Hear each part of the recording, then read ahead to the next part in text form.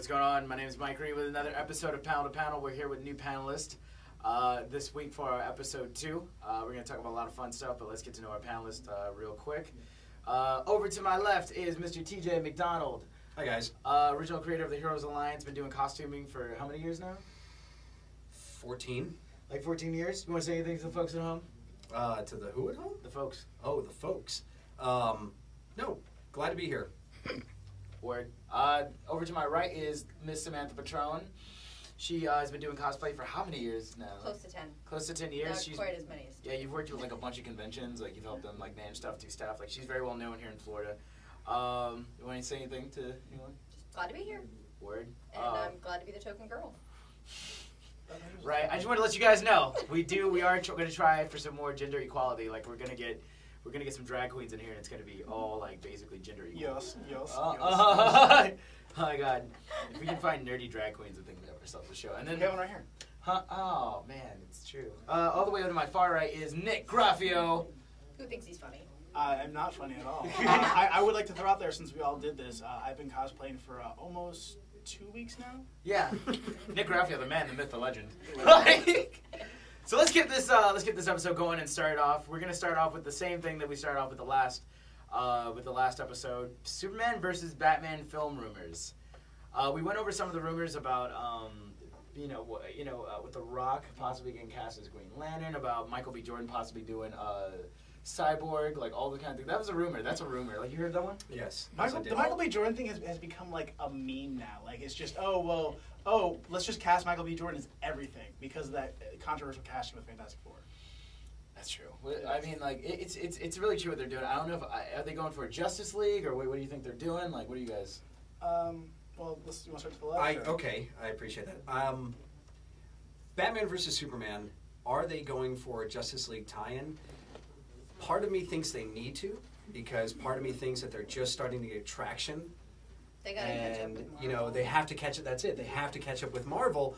Part of me is worried that if they try too hard too soon, that they'll mess it up somehow.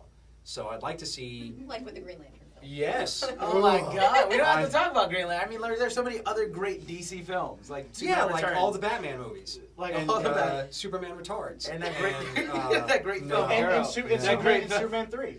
Oh my God! And Superman 3 with Richard Pryor. That wasn't horrible. It wasn't horrible. That's actually a really underrated movie. The guy that did the script for Superman 3 was also the guy who did the script for some of the Three Musketeers movies, like in the late 70s. And if you listen to Superman 3's dialogue, it's actually really funny. The whole scene, do you guys remember like Clark Kent and Lana Lang sitting at the picnic, and they're having this discussion about like pate, and she's talking about her ex-husband, and but it's a very Lucille Ball sort of funny. Like it's actually a really, watch it again, listen, and don't mind the fact that they're playing a Superman video game at the end of the movie. And that's what sold the game. I was like, what sold the game? Atari. Well, that was back. Yeah, that was back for the Joel Schumacher. Like, let's sell toys to people and the bat nibbles. I think with the Batman Superman movie. I mean, with Gail Gadot. Am I saying that right? Gail Gadot. Gail Gadot with casted as Wonder Woman for the film. And we don't even know what the extent of her casting is going to be, really. We know she's cast for the film. It could be like what they did with Nick Fury, and it'd be like at the end kind of thing. She's really the only confirmed casting, too. I mean, yeah, really. Well, I mean, we got Affleck as Batman. Batfleck, but that's the thing, that they're billing it as Superman and Batman. For the extended Justice League, she's the only really confirmed casting. For the extended Justice League, for the confirmed casting, but we have, like, The Rock talking about, like, being, Jon Stewart, which I don't like that casting. There have been updates on Idris Elba. That's who we need, Idris Elba. It would be perfect for there have been updates on that, though. Jon Stewart, huh? Because he just recently did an interview talking about how he's been actually in discussion with WB for months now about making a character has to be a very complex character, and he has to do his own take on it. And they asked him, like, point blank, okay, so are you going to be Black Adam or are you going to be Green Lantern? He's like, oh man, Jon Stewart and Black Adam are my 2 favorite characters, but Green Lantern's been done. I won't do it. Oh, that's new? He just files on Twitter, I'm not going to do it. Oh, really? All right. I bet it was. I think it might have been offered to him, and then he had the choice of whether or not. Like he was kind of hyped about it. He's like, "Yeah, I think I'm going to do it," and then kind of like. I feel like he had felt like Kevin Smith. He pulled a Kevin Smith. Like, I love this character so much, but I feel like I wouldn't be what fans need. Right, and I got to be honest. That's a great step down because I think, Or John and Stewart. this is It's not very me. This Knight of him. This is Like, not me. I'm the actor they want, but I wouldn't. This be is the not actor me they bringing need. race or anything into it, which I apologize to be this guy. I apologize. I do want a quote unquote black Green Lantern. I completely agree with Like, you there. I'm there. I'm yeah, there. I not- was so upset when they went Hal Jordan, like especially because well, I I feel mean, you like have Brian. to. You have to. I think you have to. I think first. with a Green Lantern movie, if you're not going to go, what's his face, the cape, you know, Alan billowy Scott. red shirt, Alan Scott. If you're not going to go Alan Scott, original Green Lantern, then you have to go the Silver Age forward, Hal Jordan to introduce. That's cool, but absolutely, just like the Justice League cartoon, I think they would be smart if they went with Alan Scott. Or I'm sorry, not Alan Scott. Not Alan Scott. No puffy shirt. They went But, Alan Scott, John Stewart. the John leader Stewart, John of Stewart. the KKK of the Green Lantern Order. Like No, but hear me out, okay? The So whitest I Green know Lantern that ever. everyone says Idris Elba for Green Lantern, but imagine Idris Elba for Martian Manhunter. I like it. I could see let's it. let's get there's a thing. Let's get it on the screen real quick. We're gonna get it on the screen. Idris Elba. Photoshopped? Yeah, photoshopped as because we've seen it as John Stewart. Let's get it on the screen real quick.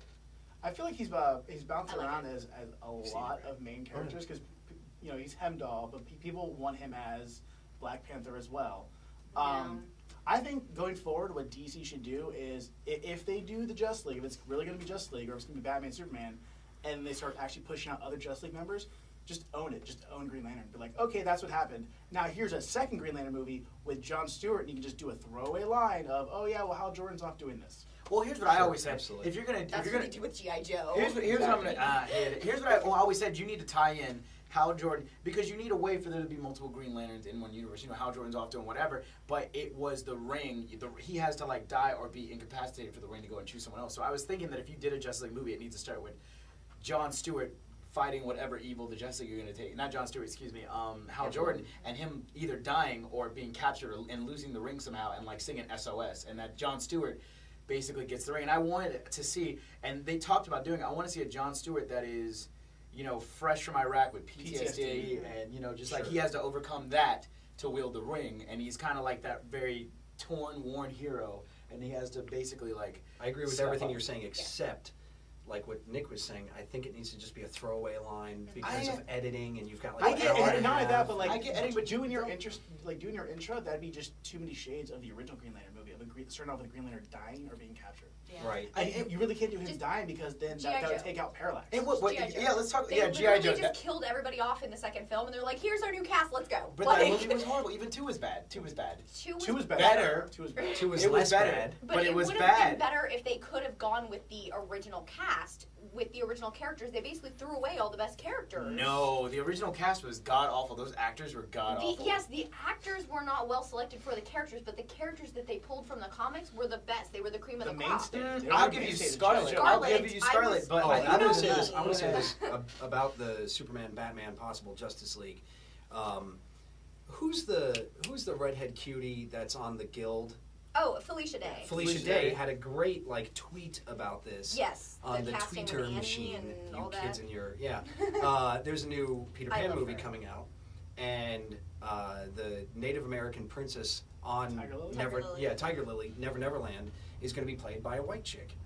And no offense to all you white chicks out there It's who aren't watching supremely us, not okay. but it's terrible. It's a terrible idea. That's just like Disney casting Johnny Depp as a Native American last year for The Lone Ranger. There are so many excellent black actors out there that should have a shot. I hate the idea that like everybody's gravitating to Heimdall, because that's all he is to me right now, and No, saying, dude, well, he should play this, and he's he should play that, and he He's should play this. Stacker and he He's should play that. Stacker Pentecost. Stacker Thank Pentecost. you. Base second pairing cost, and I just think the if apocalypse. they brought Tyler Perry on for casting, we would have great. Check Just out- like, check out- like check everybody out would be like, 000. Medea would be a member of the Guardians of the Galaxy. Hello. Hello. Hello. Oh, Rocket Raccoon, you need to get out of her. Like this ridiculous shit. I'd watch it. I watch. I would But what watch I'm it, saying yeah, is there's I so many other great actors, and I don't know if we can get feedback from the audience or something online. Well, but comic books are going that way. I mean, we have a Muslim Miss Marvel now, and then We have a Muslim got- Green Lantern. Yeah, I mean, We we're have- going that direction, but media, like as a whole, is not. Which get with it, Hollywood. Yeah, Look yeah, at- I know. look Hollywood, at that. what I are you mean, doing? Just you can even go with the media. Just look at the backlash when they killed off Peter Parker in a sub a sub universe in the Ultimate Universe, which is not even mainstream universe. It's he's Miles Morales now. That's because if there's anything Huge that backlash. cis guys don't like, it's change. It's like no one wants change. That's very true. But even if you think of the Ultimate Universe as sub, it is. Look at the sales of those comics. No, I honestly think that Ultimate Universe for Spider-Man has been the most consistently well-written comic for Marvel. I can agree with that. I think maybe but three I get storylines where the comics are going in a broader ethnic diversity. But Hollywood is still, like Felicia Day said, like 75% of all speaking lines are given to crackers. And let me say, you can't say that word. I that can actually say that word. That's you so can't say funny. that word. That 25% as You well like that? also includes when they play a cab driver who has one line. Sure. Or, any of that. So you're not even talking about leads. When you talk about leads, it's less than 10%. Yeah. That's pathetic. Yep. You're taking minority too literally. Like, they're not a minority. They're just as much as everything as us. We're a mixed culture. Absolutely. I definitely So I think think there what should be we- more diversity. I think where the argument comes from with the whole, they shouldn't cast this, is that it's been 75 years with these characters having never been portrayed on screen, and suddenly they're changing their races. I think that's where people are getting upset about it, but I think there definitely should be more diversity. I got to be honest, and this is what I've said from the Jump Street. If you keep the origin story and you write a good story and you keep the motivations of the character the same, I think you should be able to change its race and some people will agree with me, I'm a so extreme gender. If Superman was a black woman or whatever like that, but it was the same story and it was the same, upbringing and everything like that. And he still nailed I'd Lois be Lane. okay with it. And she's I'd be still okay. nailed Lois You're not Lane okay on with that. gender. I know you're not okay with the whole gender swap thing. I I'm don't fine think with so. it. I mean, Super. The Supes family has a lot of genders. Superwoman. If it's Super Superwoman. whoa man. Whoa, man. Whoa. But Not all good change I is kind good. of agree too, because I remember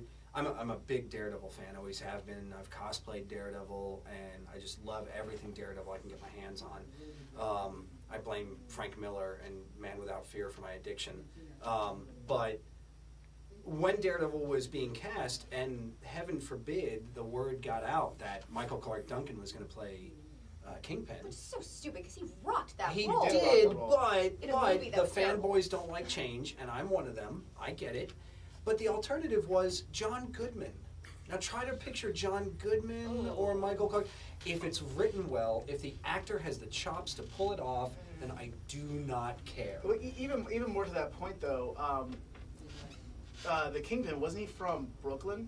Or was he from the Bronx? Because I think one of the biggest arguments that was put out there is when that happened is like there was actually a huge racial shift in that borough in that time. So like, okay, well, Brooklyn may have been a strongly majority of white people back in the 60s when he was created. Yeah. It's not now. Yeah, no, so it's for him to not. grow up in Brooklyn, it really wouldn't be. Sure. Speaking of, and we're gonna move on, from the whole topic.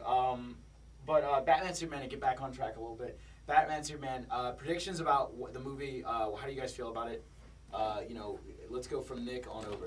Predictions about the movie. Okay. I feel like if they throw too many heroes into it to try and give them like a lot of time, it's going to bog it down. That's the fear with Amazing Spider-Man 2 is they're throwing too much at it at the same time. Keep it Batman, Superman. Throw Wonder Woman in there as a supporting role, or if you have to do a cameo, that's fine. And then maybe do a stinger at the end with other characters, other heroes. Don't bog it down with too many heroes. And if it's written, because it's being written by the guy who did Argo, who wrote the script for Argo, on the story by Goyer, that's going to be a solid script. As long as Snyder doesn't screw it up, it should be a decent movie.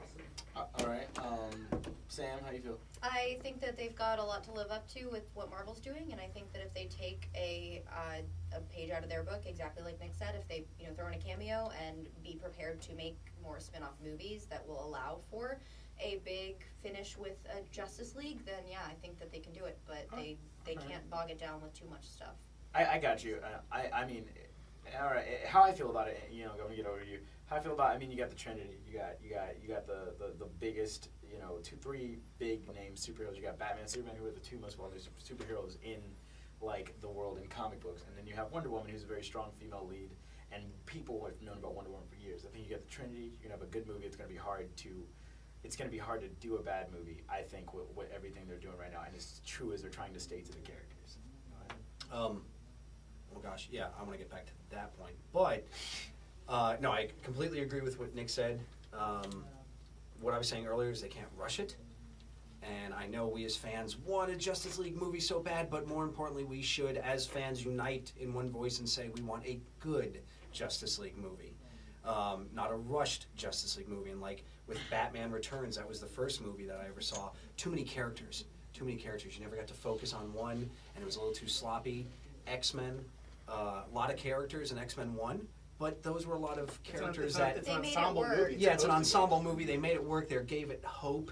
And the Avengers did a really good job, but they had the other movies to build up on. What I'm hoping DC does is that with like Arrow and now the Flash TV show coming out, that they will spend the time on TV building up these supporting characters to introduce into a Justice League movie. If you have Batman, Superman, and Wonder Woman, the Trinity, and then you have other guys like Aquaman, Arrow, Green Arrow, the Flash. They've had multiple seasons of television. If they can make the jump to screen and join an ensemble cast in a big production, that'd be great. interesting. That'd be awesome. That's something we really haven't seen. It'd Except be the first. Shield, Agents of Shield did the opposite. They went backwards. And it would from be, screening from on TV. I farted, sorry. I thought it was like their phone went off. I think it's gonna it's gonna be hard to tell. It's gonna be hard to tell. I think with Justice League, everything going on with Justice League, everything I thought. We just got to kind of wait and see. I am happy they pushed it back a little bit, which kind of sucks, but at the same time, they're taking their time. Now, isn't this a big thing too? Like, it's going head to head with Captain America 3. It still has not been officially announced whether it's going to be Captain America 3. It's the same weekend as a Marvel movie. Sure. The initial announcement was it was going to be the Guardians of the Galaxy sequel. And I think if they do that, that's like that. What was I just seeing? Yeah, what was I just seeing though online where they had like the Captain America panel, and Sam Jackson and Chris Evans, and they were basically like calling DC out. Really? Yeah, and they were talking about Captain America 3. This is online. Yeah. Like it's a panel where they were all at a convention talking about Captain America 3. So that's why I thought it was Captain America 3. If it is Captain America 3, that is a character, especially depending on how Winter Soldier does, it may have the ability to do it. Honestly, with all of the Marvel heroes right now, an Iron Man 4 would probably be the biggest contender against Superman versus Batman. I'd say Avengers too. Yeah, Avengers 2. I think they'd have to push it back a year. Yeah. I gotta be honest. Batman Superman movie. I don't feel like there's anything Marvel other than like an Avengers 3 that they could do to. Yeah, I'd have Avengers 2 one summer. And then the next summer, when Batman Superman comes out, do War. some other Marvel. They're gonna make a ton of money off of it, and they can say like, we've had so many summers of successful blockbusters where we had no competition from DC.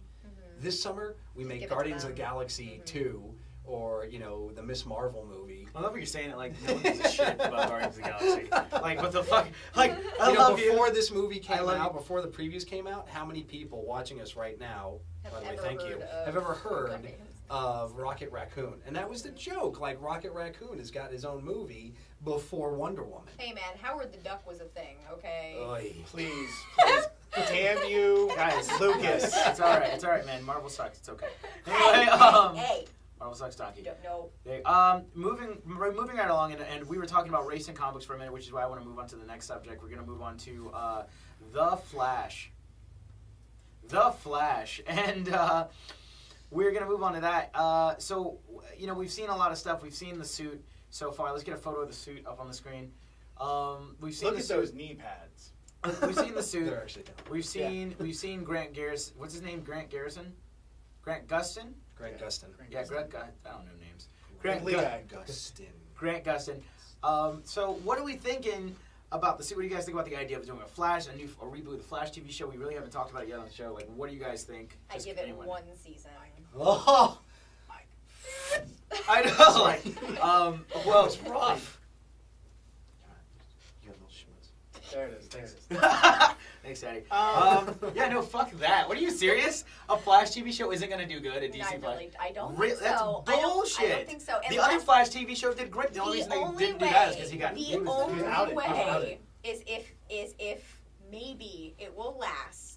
And I will give it this. If they can manage to get this guy to act like Flash was in Justice League Unlimited, where he was like that womanizing kind of sort of like, hey, I'm two different slapstick Flashes, type thing. Two different Flashes. That's Wally West versus Barry Allen. So then it's but not just gonna like they happen. did, but just like they did with the original Flash TV show, they had Barry Allen, played by John Wesley Shipp, Great job. who will be in this show actually. Right. They had Barry Allen, but he had the difficulties of Wally West with his metabolism and things like that. So just like with Arrow, they have taken, and Mike, you know this, they've taken multiple characters and sort of blended them into this character. You know, they've taken. You mean Oliver, they took Batman and put him in a green hood? That's no, what you I mean like that's what you said from the That's beginning the show. that Oliver Queen is the name of the character, Yeah. but that he's a lot more like Connor Hawke. His son. So In the comic books, they Connor can Hawke do that is- with this. They can just sort of take an amalgam. Well, given the fact that Wally West is pretty much hinted at already, given the fact they're introducing Iris West, they're probably going to introduce Wally at some point. Going off what you said though, making him more like Wally, Oh, yeah, like that- a Wally West from the cartoon, I don't think so. Because one of the most desired men, just from talking to women I know, is Joseph Gordon-Levitt. He's that like nerdy-ish guy, and you've got this guy who's the same type. He's a nerd who's really passionate about what he's doing. I think that's going to play well with ladies. And if you've seen Arrow, when they introduced him, sorry, excuse me, I didn't mean to cut you off. People like love the whole nerdy kind of dude, like, oh my god, he's so hot. And me and TJ are sitting on the couch, and like I think it was Harrison, like, did he skip gym? Did he skip like leg day? Like, what is that? Did he skip his chest day? Oh, Like, does that guy Well, even here's the live? thing, though. Like, Harrison, you got you Arrow, run, who's do you? all Do you even cock run, diesel bro? over here, and then you have the other side of the coin where he's not super built, so you're capturing the other demographic that's not just. if we're going by comic book standards, Flash was swoller than Green Arrow in the comic books. Like, But sir, last week yeah. you argued Yeah, he against was- you argued against Barry Okay. Allen being There's super no swole. way. Only on leg day. I Like, actually see, I argued see- against I see can like see days the in Flash. my I life. can see it being a thing. He actually argued against Barry Allen hitting the gym Oh, last man. week. I can Because see Harris it. was like, he needs to be built. Like, no, he Why? doesn't. When you have superpowers, like And they're Batman, running. Green Arrow, That's ripped. even Daredevil. That's all I'm saying. Yeah. That's just the artist. Well, look at his legs. Okay, though. let's all right. Let's go like What's to a that different artist's name? Is it again? Michael Turner? Michael Turner. Michael Turner. Look at the way- Say camera guy. You are a Thank you. camera guy. Thank you, Say camera guy. If you look at the way Michael Turner draws women as well, like they're almost caricatures. Okay. There's totally Drew, a he's picture dead. of They the have, Flash, like, okay, stripping waists on here, this by the way. large. I'm like, There is. Legs Like, excuse bigger me. than my torso. But no, I don't think the Flash or Superman. I'm sure I'm going to get backlash about this. Woo! Just let me finish the statement, Kanye. Oh. I don't think the Flash or Superman should be super built because now I get that Superman metabolizes red sun radiation and that helps his muscles to grow. But then you have a guy like Bruce Wayne who has been training his muscles with negative weight resistance so that he can get stronger. Like when you can pick up a city bus no problem, why do you need to be super huge? And when you're the Flash and you're a runner, look at a runner. Google it. Don't Bing it. Google it. Bing it. We're not Um, we're not Spider-Man. Do not. We do not Just support DJ Bing on panel to McDonnell. panel. DJ McDonnell has declared war on Oh, Spider-Man. that's the line, huh? But if you Yeah. look at a runner, if you look at a runner's magazine or anything that's a runner's website, none of these guys Okay. are huge built. They're cut. They're No, cut. you're right, and I'll agree with you on that. But however, we were sitting there. I mean, we're talking about it because in the comic books, the way that he is drawn, and I'm pulling up a couple examples. He has that and that's why me and Harrison is all up in he reads comic books more often I think than either one of us. Is Flash needs to be because the first Flash was built. The Okay. second Flash wasn't that But built. But they're here's some more input practically into it. built. Here's some more comic input. books make absolutely no sense when it comes down to the physicality of Okay, a character. okay. So I think when you're bringing that into real life, you have to kind of step back and be like, well, that's not realistic at all. Let's kind of look at that and say, well, this guy's a runner, so he should have that nice lean. I would- flat. And honestly, I'd like Okay. to call Harrison and myself out. Because in all honesty, when I look at characters in comic books like Nightwing or Spider-Man or Daredevil, I picture, when you read a comic book, don't you read the hero's voice in your voice, like at least in your head? So I think the hero should look more like me. Harrison thinks the hero should look more like him. So that's why I think Harrison is all like swole, swole, swole, swole. And I like my characters. Is this making sense? I like my characters to, I want to empathize with my characters. So I want, in my imagination, the Flash to be leaner because that's my body Comic type. books are a male Brandon, power I would- fantasy. That's what they were. Okay, created and for. I'll Going off what Brandon. Samantha said about how the physicality is kind of lost because they just make them so huge and so swole in these comics. It's ridiculous. I like to bring up a point that was made. It's just a fact I read about an old movie, Terminator 2. The guy who My played favorite the guy who movie. played the T-1000. A man after my own heart. He basically said that. Robert Patrick. Yeah, by the Robert way. Patrick. He focused on running like miles and miles a day, so that when he's doing the scenes of him constantly running, he doesn't appear winded. I think he just needs to do straight cardio, where he's just like, oh, running the entire length of the city. I don't give a shit. I'm the Flash. Tim Roth in Hulk. Yeah. The good one. When he's running and then all of a sudden he's just like not even out of breath. Like Yeah. same kind of concept. It needs to be like that, where he's just like he's moving around and it doesn't faze him because he's the Flash. I will Okay, say Brandon. that since we talked about cosplay earlier, a couple of people throughout my years have told me you should definitely cosplay as the Flash. When I get on to because I like cosplaying as Spider-Man because I like to be a smart aleck and whatever.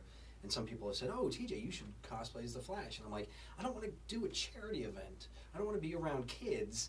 And then somebody be like, oh, can you go over there and get that? And then me like, like normal human. I don't like cosplaying superpowered people because, and this I'll end with this, but you probably have experience with this. Somebody will come up to me as Superman and be like, Superman, fly. Show us you can fly. And then I have to come up with all these like Well, we're not allowed to. age-appropriate, like, well, I could fly, Listen, but then I'd be up there by myself, and I'd rather be down here with you. You know, That's sort of cute, these too. age-appropriate See, I drive answers. Bumblebee, so I completely understand when the kids are like, but make your car transform, and I'm like, the government gets really mad at him, so I get you. What is government? He's a giant robot. He does what he wants. To stay on the topic of The Flash, Flash. to stay on the topic of the Flash, I think it's kind of interesting they went with doing a TV show instead of doing a movie, which a lot of the fans want a movie, but maybe they're trying to DC. And I feel this about DC's characters. I feel like they think that they're super iconic, and people see them as very iconic. So they want to test the waters with their characters first before jumping all in. So maybe that's what they're trying to do with the Flash and kind of see like how people respond. Well, they got to the burned the TV last show. time they jumped all in with Green Lantern. Absolutely. And Yeah. I'm not hating, but I'm telling you, I'm putting my bets in one season. That's it. And I'm really not hating. I'll bet you $50 right now it goes more than season 3. 3? 3. Oh, yeah, $50. you heard Don't it worry, here, guys. $50. Don't worry, he's gonna be out and he's gonna be like Busy Ben. busy. Here's photos. All $50, all in one. Singles. You All can in put in singles. singles and do this Just next make it time in rain. costume. I'm gonna slap Mike and say money's on the counter, chocolate. Oh god. How do you guys? Snickers. How do you guys Snickers, feel yeah. about? Have you guys seen the picture of the costume? I'm sure you guys. I don't have. like it. I kind of have. I don't like it. I have been saying I've been defending it for a long time, but that's mostly because I don't I like it. can't let anyone on Marvel's side get anything. Okay, right. I'm gonna level with So- you here. He's a runner. You know what that shit sounds like to him? Wee, wee, wee. Yeah, Oh wait, time out. Long Considering the leather. fact in the comics.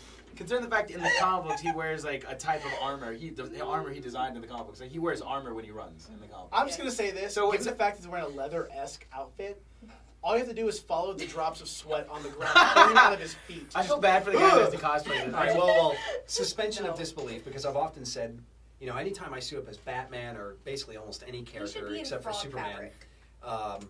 that's why there are no superheroes in Florida, because it's too hot, except for Aquaman, but, he can just chill out in the water if Yeah. he wants. He doesn't need to. It's so humid. It's pretty much like walking through Yeah. water. Yeah, So, obviously, Breathe in the Central fog. City...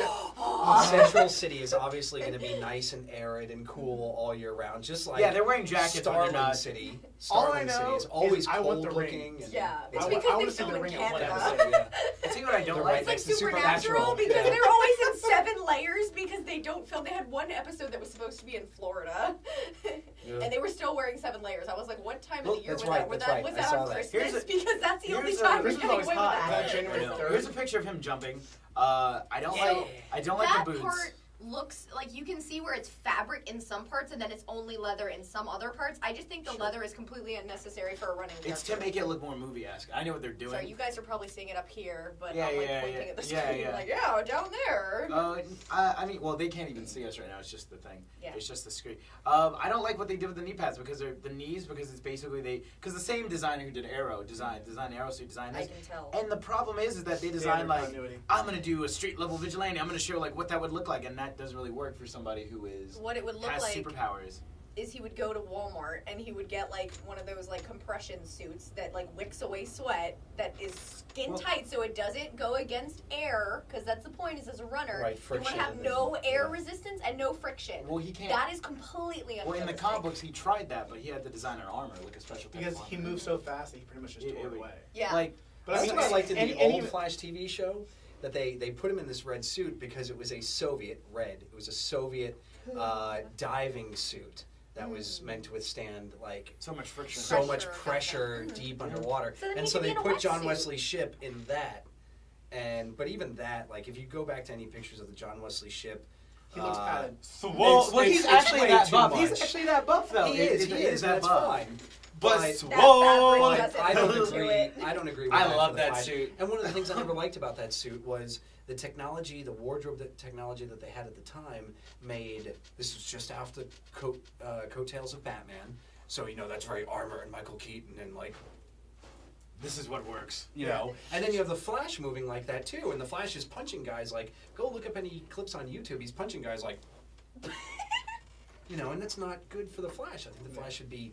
I personally think the Flash should be. Now you see me swat. Now you don't whack. Yeah, able to move and be fast. If you look at the underarms, he's going to be able to. He's going to have movement. If you can see the kind of way he can move his neck, he can do. And I think these pictures are great to show like he has full range of movement. With a shirt. I think they're definitely going with what they did for Bale's Batman and the later two movies where he can actually turn his head. Oh, I don't like. Maybe I would like it if it were tighter. And I'm not saying this is a fangirl who wants to see more muscles, but I feel like a runner would have something that was absolutely skin tight, like sew me into this, like Natasha. Let's see him standing. You know what that reminds me of is the. There's too much wrinklage. I'm like, that's I'll give you that. Not really realistic. Like, that reminds me of the Tobey Maguire Spider-Man. Yeah. Like that would have been great. A look like that with just a little bit of like. Because let's face it, folks, Toby was padded. A little bit of padding under that, and that was a suit where he was really sewn into on set. Yeah. That would have been great, something like that, with a dye sub. Yeah, see, there's just too much wrinkling, and it's not good for a running character. I feel like I would feel a lot better about it if it was completely skin tight, like, lace me up, buddy. Like, I honestly just want to see an episode where, like, he takes the suit off and he's just got tape over his nipples, keep him chafing. I gotta be honest, I can see this being a season 1 suit and then later on after listening to the fans, because now both Marvel and DC have gotten a lot better at listening to the fans, I think. Because they realize that we hold all the power. Exactly, and so they're gonna be like, alright, well, this is my first version suit, and he has so many problems with it. He has so many problems with it. You mean Castiel? No. He looks just like fucking Castiel. Well, because Castiel... first? Yes, Hellblazer, and I agree with that, and I'm sorry, I'm calling out all of you Supernatural fans, because I'm a big Supernatural fan. I'm calling all you people out, okay? Because... Constantine came first. Yeah, that's true. Constantine came first, and Eric Kripke, your god, creator of Supernatural, specifically that's said... what brought you on. Just be the old crotchety man. On Constantine. He did. So Constantine is not copying our beloved back in my day. Going back to the costume, what I like what they are doing is that they are showing how the costume evolves. Like, Arrow's costume's made some changes. He now has a domino mask. This first season is definitely the starter suit, and they're going to evolve. Exactly. Looking at Amazing Spider-Man, everyone hated that costume, and in the second movie, he has made the costume finally. That was just his first go. That was just him trying it out. Absolutely. So I like how they showed him with like the resin and all the latex, and you're like, yeah, because that's such a simple, affordable thing to do for like a high school student. Yeah. in like, let me tell you something. Those tubs of latex, as cosplayers, me and TJ can tell you, that is expensive, and it's not something you get right on the first try. So that was, that and Bing was the most unrealistic part of the movie. I wanted to talk about something else about the Flash TV show because we hinted on it earlier. We've been talking about the costume. Cool, great. The costume, we have mixed emotions about it. However, the big thing on the interwebs is Iris. I was gonna bring that up. For the people that don't know out there watching this on the interwebs or on TV or whatever. In internet land. Wally West's girlfriend in the comic books is 10 minutes. Totally. Damn, you only get 2 subjects. All right, no, but for those who don't know, Wally West's girlfriend in the comic books is Iris West. In the TV show, a black woman has been cast to play her. I'm gonna look up the name real quick. Does anyone know what it is before I?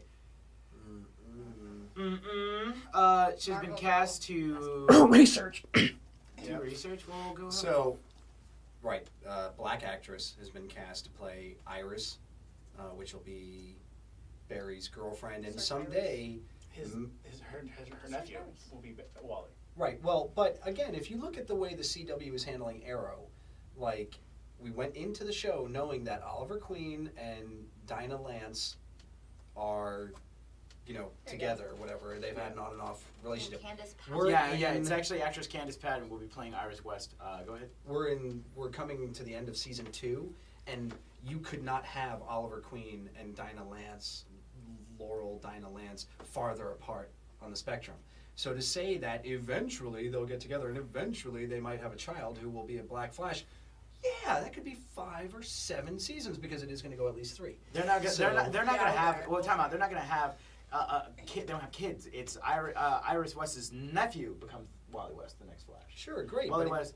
And the way that Arrow did it, they introduced in the first season because I think these are the same writers. They're giving the fans what they want on this TV show. I would like to point out because Nolan.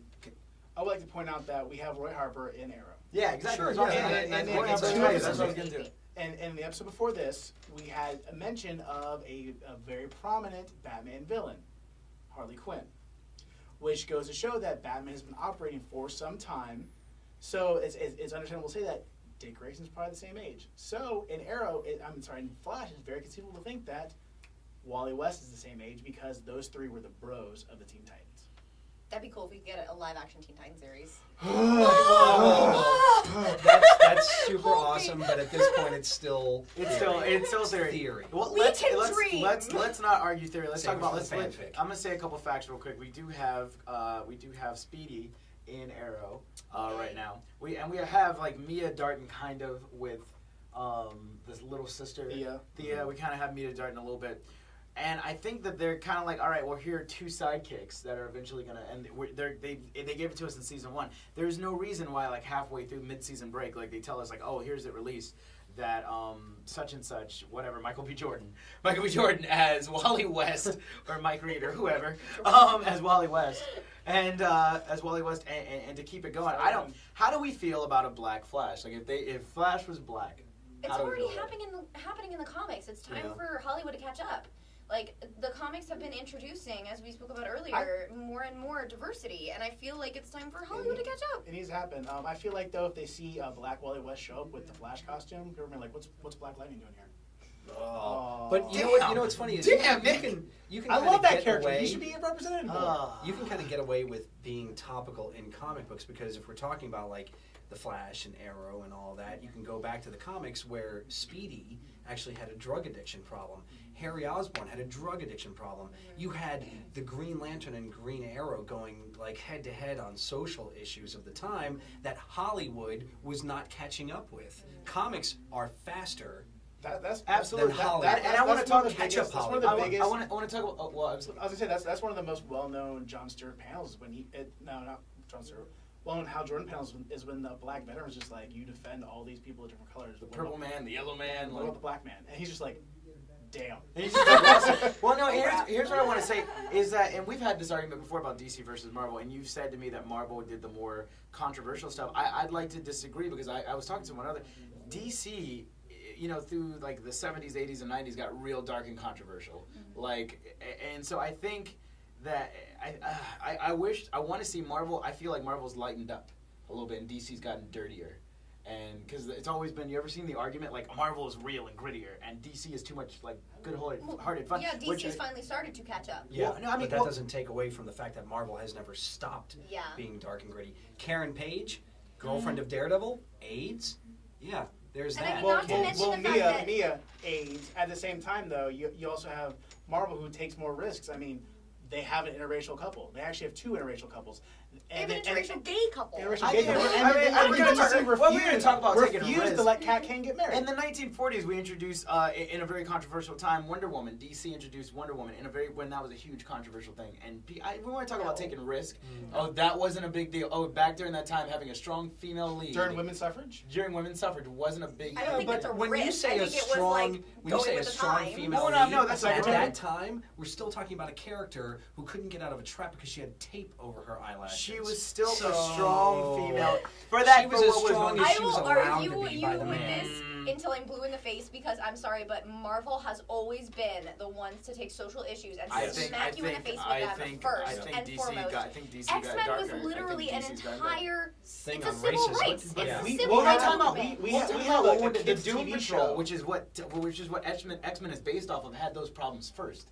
X-Men came after those. And if you Well, I read guess the they just first did them Doom Patrol better comic, because- if you read it's the social. If we're talking about who did it first, I'd like to say DC did and Marvel piggybacked off, and which is you can look at the evidence. Marvel picked up the fumble and ran to the end zone. Yeah. And then more importantly, you have a kids TV show in Spectacular Spider-Man that still addresses the Harry Osborn having a drug addiction problem. Which all right, a kids TV show on Saturday morning. Oh, granted, all right, I'll give all of that to you, And but you can't. How often did you see anything like that in Justice League Unlimited? Or Young Justice. Or Teen Teen Justice. Titans got Ooh, no. Teen with- Titans got with- dark with- as shit. Teen Don't tell me Titans, that. but that Dark doesn't with mean what? Teen They Titans got got darker. Terra Young Justice Yeah, with but with it didn't get dark drugs, with any really actual social Yeah, issues. Oh, here's the it's- difference. Here's the difference. Oh, well, when no, you're the- saying darker, you're referring to darn good writing, Yeah. and excellent plot. We're not Awesome. talking about that social doesn't issues. mean social issues. Well, I Bring mean, up a what, social no, issue we're from talking about. Teen We're talking Titans. about what did what first. I'm saying DC Racism did did it get first. brought up a couple times. In Teen Titans. In Teen Yes. Titans. It did. So a couple horrible times. social issues have been brought up before. They brought up social issues in Justice League. In Justice League Unlimited, they had a problem with in Justice League Unlimited during the Patriot Act thing about doing social issues and too much big government being a problem. And that was the whole overarching story arc of Justice League: big government being afraid of what's different. Sure, okay, but that's not talking about things that are that big government. I don't think is directly affecting the average comic book reader. Drugs, social issues, girls, guys, sexual identity, racism. Those are things that the average comic book reader that is anywhere from what, say, 13 to 23. Interspecies gay couples with the Young Avengers. Thank you. So. Oh my God! If we're talking about who did it first, I'm gonna throw my hat and say DC and Marvel picked up the ball. That's And the raised best- the end zone. That's the best you're gonna Yeah. get out of me. She's saying who had it first. I'm saying DC. No, I'm had it saying first. who did it the best and who Yes. continues No, you said to who do had it it. first. The best. Who Whatever, continues to do okay. it the best and who continues to push the envelope. But- I feel like DC has Oh no gotten no no no! complacent. Marvel, can I say think Marvel again. now has gotten lighter, especially with Marvel now. I think Marvel has gotten lighter and DC has gotten grittier, like grittier, darker. Doing. And But Marvel is still just don't hitting on think more Marvel. social issues. Yeah, I just don't think Marvel's gotten any lighter because again, I don't necessarily read Marvel. I read Daredevil, I feel and like I can always pick up a Daredevil comic and go light. I feel How like- about that? I feel like though it's less of a big deal now for Marvel because it's been so mainstream for them now. Yeah. Like even in what you're saying is Marvel's getting lighter with Marvel now and Young Avengers. You've got Miss America and you've got the Novar, who is one interracial couple, two interspecies couple. Right. And let's- DC is catching up. And they've got Hulkling. Just like we were talking about with the yeah. movies, Wiccan. DC needs to catch up with the media.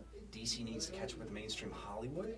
Marvel's successfully done it for a decade now, Yeah.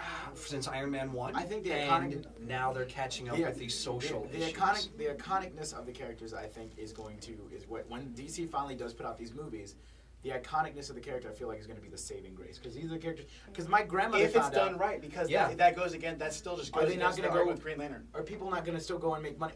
Yeah, Green Lantern, but that's not the Green best. Lantern is not the big best- hitters. He's right. No matter what, you The can big put out three an will absolute make crappy money. Batman Superman and Returns. Superman movie, and people will still go and watch it because it's Batman. Exactly, Superman. exactly. And that's my whole Yeah. argument. And my grandmother, I've never seen her so excited. She, when I told her, oh yeah, there's Wonder Woman, they just cast Wonder Woman. She's like, really? Wonder Woman? And told my grandfather, and like, oh my God, we used to read those when Like we were she kids. hasn't been on And the those- screen since like Linda Carter, and Yeah. that was still not except like for that big screen. No, awesome awful, TV awful. show. Yeah, 2009. Awesome. The Wasn't week that one that never fantastic, happened. DC? Bet you're proud of that. Hey, man, Arrow, save. Oh man, Arrow picked up the ball. Stephen Amell ran into the end zone. That's one thing I'll say is DC has really picked up the ball when it comes to TV shows, but they're really failing when it comes to movies. And I think that it's the exact opposite for Marvel. Is Marvel's kind of failing on the TVs because I mean I hear a lot of sorry, bad things Shield. about Shield. I Agents want of to Shield. be It's the so light. bad. Everyone wants to It's like so you. bad. It is getting better. It's It is just getting so bad. better. Yeah, I saw Deathlock. It's not getting better, man. Let's we're gonna go ahead and take a break. We're gonna come back in a minute with more stuff with TJ, more stuff with Samantha and Nick, and I'm gonna leave and replace myself with an alpaca. Alpaca? Alpaca. It's an alpaca, you idiot. It's an alpaca. Dumbass. It's an Well, now that I know there's an alpaca here. Oh my God! And that was his Your audition Dean for impression Dean's is double my favorite. on Supernatural. We're gonna go ahead and take a break. We'll be back with more panel stuff, more controversial stuff, and we'll see you guys when we come back in 5. Super quiet.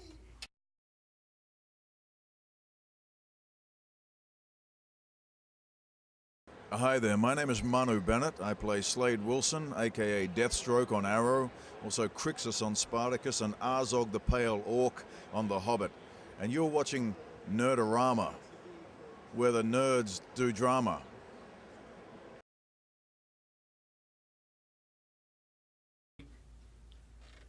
Hey, what's going on out there in the Nerdgasmic universe, in the Fangasmic universe? We're gonna do a special. Oh my god, does no one like Fangasms? Oh man, am I the only one? Oh man, it's a really bad show on sci-fi. It was. Oh my god, I really like money, sci-fi. Just letting you guys know. All right, we're gonna ready to do a special topic. Pound. We're gonna kind of have fun a little bit with the last couple minutes of the episode or whatever like that. So we're gonna do Marvel vs. DC. Character off. So we're going to do characters. We don't even know what characters they are. We're going to read them off the prompter that you guys can't see. It's really just a guy holding a cue card. We're going to read them off the cue card. Get the fuck out of my shot, Adam! Is that Helvetica print? Very nice. It's Comic Sans. Get out. We're a Fortune 500 company. Get out. We're going to go ahead. We're going to go down the line, and each character they have, a different person's going to read it off. We're going to start with Nick. He's going to read off the first matchup that we have. And we're just going to kind of debate. And you guys can tell us if you guys agree with us or disagree with us in the comments below. Ted Kord Blue Beetle versus the Black Panther. Black Panther. Black Panther. Black Panther. Yeah. Black motherfucking Panther. Black Panther. That wasn't even hard. I'm just saying. Let's say We're black. getting Mets in the studio and we're getting flicked off right now. Let's you guys can't see it right now, but our entire staff back there just flicking us off. Like I'm just saying this. I'm just saying for Not all that of one. this, He bet it for on all that. of this cool technology, Ted Kord is going to go down with one solid black power fist to the face. I'd like to bring up too, Ted Kord, Blue Beetle, completely respectable character, love him. But Black Panther's never gotten too fat for his costume. Whoa! Read a book, That's real. youngins. Remember That's that? real. All right, let's talk about the characters for a second. Black Panther, if you guys have never read a comic book before from Marvel, he is a T'Challa. Why are you watching the show? He's Why a are you king of watching the African show? country known as Wakanda. yeah, he's a king of an African country, Wakanda. He is the blackest of black superheroes. I think he's like the cool one. To me personally, Him like and Storm, it's like I think him she's and an African goddess. him and like, Jon Stewart to me are like, they're neck and neck for like coolest like brother in the hood. Like, who goes in the Luke Cage wears chains. Like no brother. Oh my in the hood. God! White guys And a love tiara. Falcon and they love Luke Cage. There's not a brother you can find that likes Luke Cage or Falcon. Challenge accepted. Luke Cage, Challenge yeah, accepted. yeah. Uh-oh. Yeah. Oh, We're God. just placing bets again, But guys. anyway, so If you can Black find a black Panther- guy who likes this Black character. Panther's name is T'Challa. He's a king of an African nation known as Wakanda. It's a very technologically superior country, and he is possessed of the panther spirit because he has a panther tribe, and he's pretty much like the Batman of the Avengers. Yeah, absolutely. At this point. You've said that a couple times. Absolutely. And then, He's Batman without the attitude. He's Batman with the ability to constructively work in a team unit. He's Oh, dark. He's mysterious. He just he's called an you out, Bruce Wayne. He's an incredible. He's a He's an scientist. incredible fighter. He has a technologically based society, much like the legends of Atlantis. Yeah. It's a hidden society cloaked somewhere in Africa. In the jungle. with a very Right. isolationist outview, and he actually is breaking ground by like, hey, let's work with these outsiders. And I'm like, no. He's very forward thinking, and again, he's much like Batman, martially trained in several different styles of martial arts. Yet he can say, "Rest of Avengers, what do you think of this plan?" I honestly think if he was in the Avengers and Cat was in the Avengers and Cat was down for some reason, it would go to like de facto him. It should. It should, and not Tony Stark. Not Tony Stark, not Thor, not Hulk. Anything that. Hawkeye. And then there's Ted Kord, Blue Beetle, who is basically the poor man's Batman. He is the poor man's vigilante. He's I think he's a poor What- man's what- Green Arrow. Batman, poor man's Batman. I think Green Green Arrow Arrow. is the poor man's Green Poor Arrow. man's Green Arrow is the Oh, poor. no. Green Arrow is the poor man's Batman, Green Arrow. poorer man's Green Arrow. Ted Kord is the poor man's Batman. That's the poor man's Batman. Ted Kord's he's a rich dude. He's not as rich as Bruce Wayne, but he's almost like, they even say it in the comics, like he's almost as rich as Bruce Wayne. He's almost as technologically advanced as Bruce Wayne. He's an inventor, a scientist, but he's kind of almost a joke. If Bruce Wayne was a mouth breather who just like, I'm just gonna stay in my lab all day and invent technology. Imagine a That's nerd. Ted Kord. Imagine. So a he's nerd. Hank Pym. I know. Actually, Well, actually, he's getting his own movie. he doesn't beat his wife. So But wait. Woo! If we're going That with- happened. If we're going with the comic book continuity, You can see for decades Black Panther being a badass who is there for his friends like Daredevil, like the Avengers. And then if we go with comic continuity, you can see Blue Beetle and Booster Gold yucking it up like Abbott and Costello. They actually have comic book covers where one of them is looking at the other. This is another fine mess you've gotten us into. Then there's Blue Beetle, who had a weight problem and just got out of shape. Then there's Blue Beetle, who I think it was Prelude to Infinite Crisis, it's from his perspective, it's his internal monologue. He's talking about, like, when Superman shows up, you can't help but sort of stand up a little bit straighter. They've always shown Blue Beetle to be a working man superhero, sort of an average Joe that can go through difficulties, that can have a sense of humor, and that can get shot in the head by Max Lord. Yeah, Max Lord. Max Lord. And I would like to point out that because people will probably throw this out there as like, oh, well, you know, you've got Ted Kord who runs his own company, who makes all this technology. He's a super scientist. Yeah. But they've also shown T'Challa to be able to actually speak on level with Reed Richards, who in Marvel Universe is like the smartest man in the Marvel Universe. I got you. I got to be honest with Ted Kord. Here's what I'm saying. If we're putting him down, T'Challa's got... Well, let's take away the technology for a second. T'Challa's got the training. He's got the ninja-like skill. We're here calling him, like, the Marvel's version of Batman, which he very much so is. And you have Ted Kord, who really depends on his technology way more than anything else. Absolutely. He is the low... He trained with Wildcat and, like, at the lowest level of, like... boxing. Like, boxing. And that's about it that all Ted Kord has. And just kind of his clever, I got lucky wits. Like, I got lucky wits. And not only that, but, like... Yeah, he's got technology, and T'Challa may have, I have claws and weapons, but they're also vibranium, which would cut through anything that Ted Kord makes. And he actually has projectile weapons with those gloves. Yeah. But again, stripping, if you took these two guys and put them just in their briefs, in a fight room with nothing else, T'Challa in about his ass. 30 seconds, T'Challa would be knocking on the door. Can we get some paramedics in here? That's the kind of guy He walks out on rose petals thrown by three. Oh my God! James Earl Jones walks behind. I want to have T'Challa. I want to have no. Let's. T'Challa, what have you done for me lately? Man, watch Eddie Murphy's Raw, kids. If you don't get those jokes, you're not living life right. Let's. So if we're gonna talk about it, I think we're unanimous. Black Panther takes the win. Yeah. Show of hands, Black Panther. Black Panther takes that win. No. Show of fists. Black Panther takes. Solidarity. No, racist. All right, what's the next matchup? That was it Oh. for this episode. I wanted to do more. I would like to have me and Sam sit in the middle two seats and have you two on either end so we can argue the great Doc Doom versus Batman debate again. so all right. yell at TJ while TJ Here's the next debate. Here's the next debate, guys.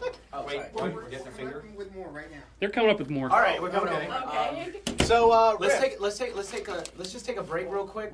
We're a second. Let's take a break. We're not gonna get up out of our chairs. Just kind of like a camera's off for a second. Kind of break. Oh, okay. No, yeah, you take it off. Whoa, now. How'd you guys feel? Don't make just Scotchy, Hey, scotch. Get me some ladies. I love scotch. I want to see some Marvel and DC ladies duking it out. Don't be sexist I would love pigs. to see. Okay, I would love to see. Why are we all sexist pigs? Well, because I'm we are. saying don't be. I Thank would love you. to see. I would love to see Because Miss Marvel, Wonder Woman. Miss Marvel. Wonder Woman. I didn't know this No, before my ex cosplayed as Miss Marvel, because you know a lot of times when you cosplay, Yeah. there are costumers and then there's cosplay, and you're going to portray a character. So you do a lot of research, and it's fun.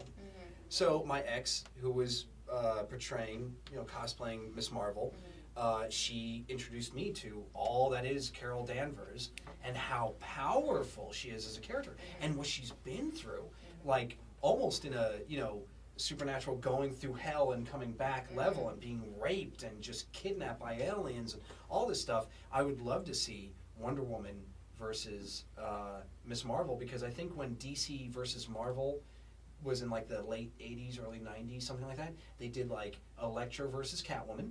There's another good one. Did they do like Rogue versus Supergirl? That was a thing.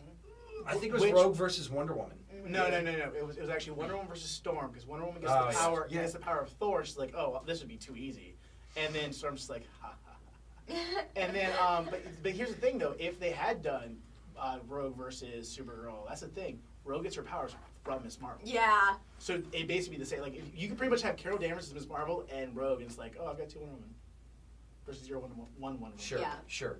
Absolutely. And it's on the internet. I've seen it been pretty much unanimous, where it's like, Supergirl versus Rogue after Miss Marvel. Rogue would win. Like that was the. Because I mean, like, well, here's the thing. The Time out. I don't Rogue have touches you. an Oh, issue look, with you're that not- because, Let me like, tell you no why matter that's how bullshit. strong Miss Marvel and to an extent whatever Rogue is and the power of flight and all that jazz. When Supergirl came back with Michael Turner, what was that? Batman, Superman, Apocalypse. Batman, Superman, Supergirl. That was the comic book. Supergirl. And That the was movie right. was Apocalypse. And they talk about how for decades Clark Kent Kal-El has been training himself to fit in, and he's been putting himself in a box, right? Whereas Supergirl didn't have that. She comes out of a pod in the Gotham River or whatever, and Superman is saying in the comics, I don't think they talked about this in the home DVD, but they're talking about how Superman is being outflown by Supergirl. So I can't imagine why Supergirl would fight hand-to-hand with Rogue when she can go into the atmosphere and just and we're gonna put lobotomize her from 1,000 miles away. and we're talking about It all Supergirl went depends. toe to toe with Darkseid, and Darkseid is like It all bitch depends slaps on people which for fun.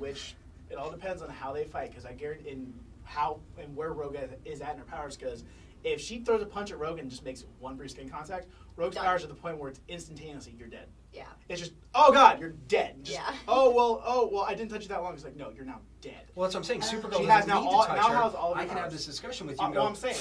I'm just Yeah. saying. No, no, no, no, It no, all no, depends. no. I'm saying it all depends It on how they depends how fight. they It depends on how they Here's fight. what I'm gonna say is I think that wouldn't work for a Kryptonian. Kryptonians are constantly, especially on the not sun, human. We're they're talking about constantly, humans. and not just let's say that it would work on a Kryptonian. Let's say that her powers would work. She's still constantly absorbing solar energy, and even when they fight a parasite who is has Rogue's powers and could has if someone touches her like dies like Parasite, it's still like Superman's still like, oh man, that kind of tickled, boom, and That's you, a great point. yeah, it kind Rogue, of. we're used to seeing Rogue going up to other mutants and other humans, and I guess they don't have metahumans in Marvel, but other people, they other do. persons of power. That's the And- is that the PC? Like Is that the persons of politically power. correct? Is that the politically Yeah, correct? persons of power. We got a POP here, people. So I'm all of a sudden Thunderbolt Ross. Read a book. So a little mustache. No. I just can't. So, Right there. yeah, I'm just Edit stretching. all that out. So- Edit all that out. So, but no, Mike brings up a great point. She's a Kryptonian, completely different physiology. So we can agree that it depends on the logistics.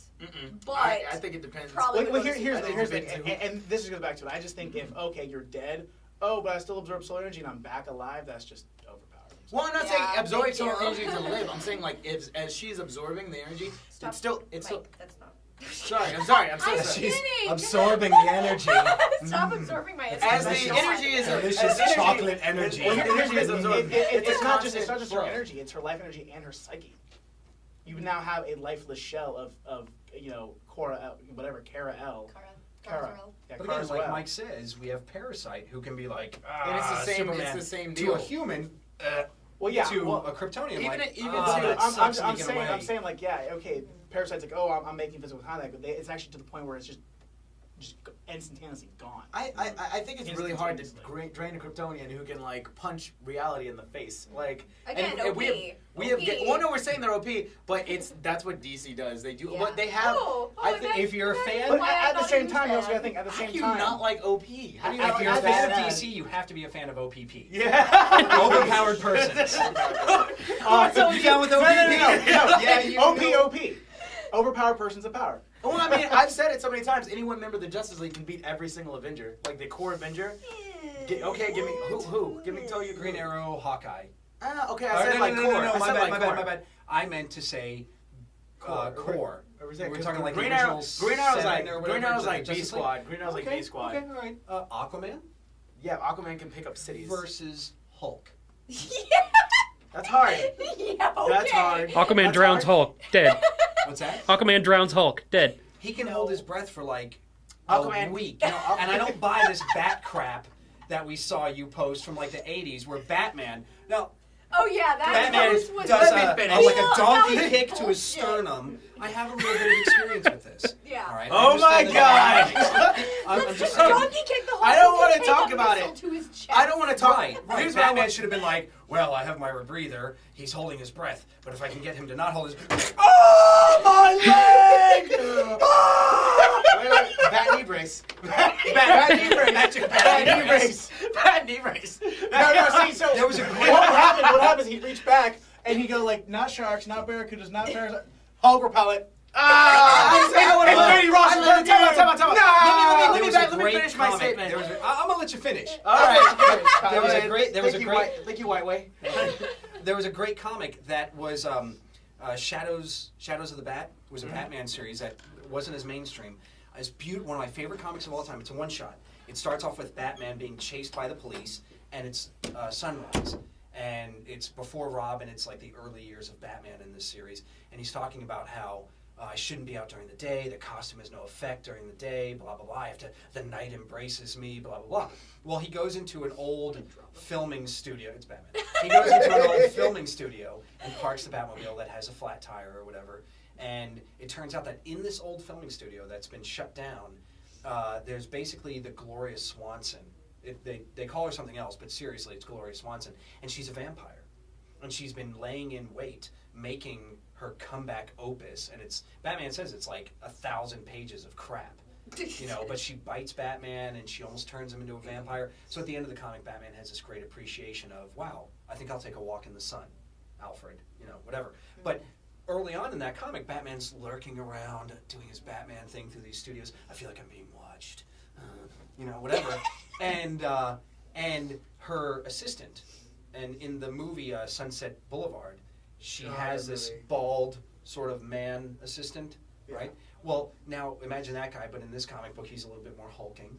And Batman says, like, oh, this guy's huge. I better use a well-placed strike to his sternum to knock out his air. And you see Batman do it, and then the next word box is sometimes, no matter how good the technique is, if the size difference is great enough, and then you see that manservant just, and Batman wakes up like, Shit. about to be bitten.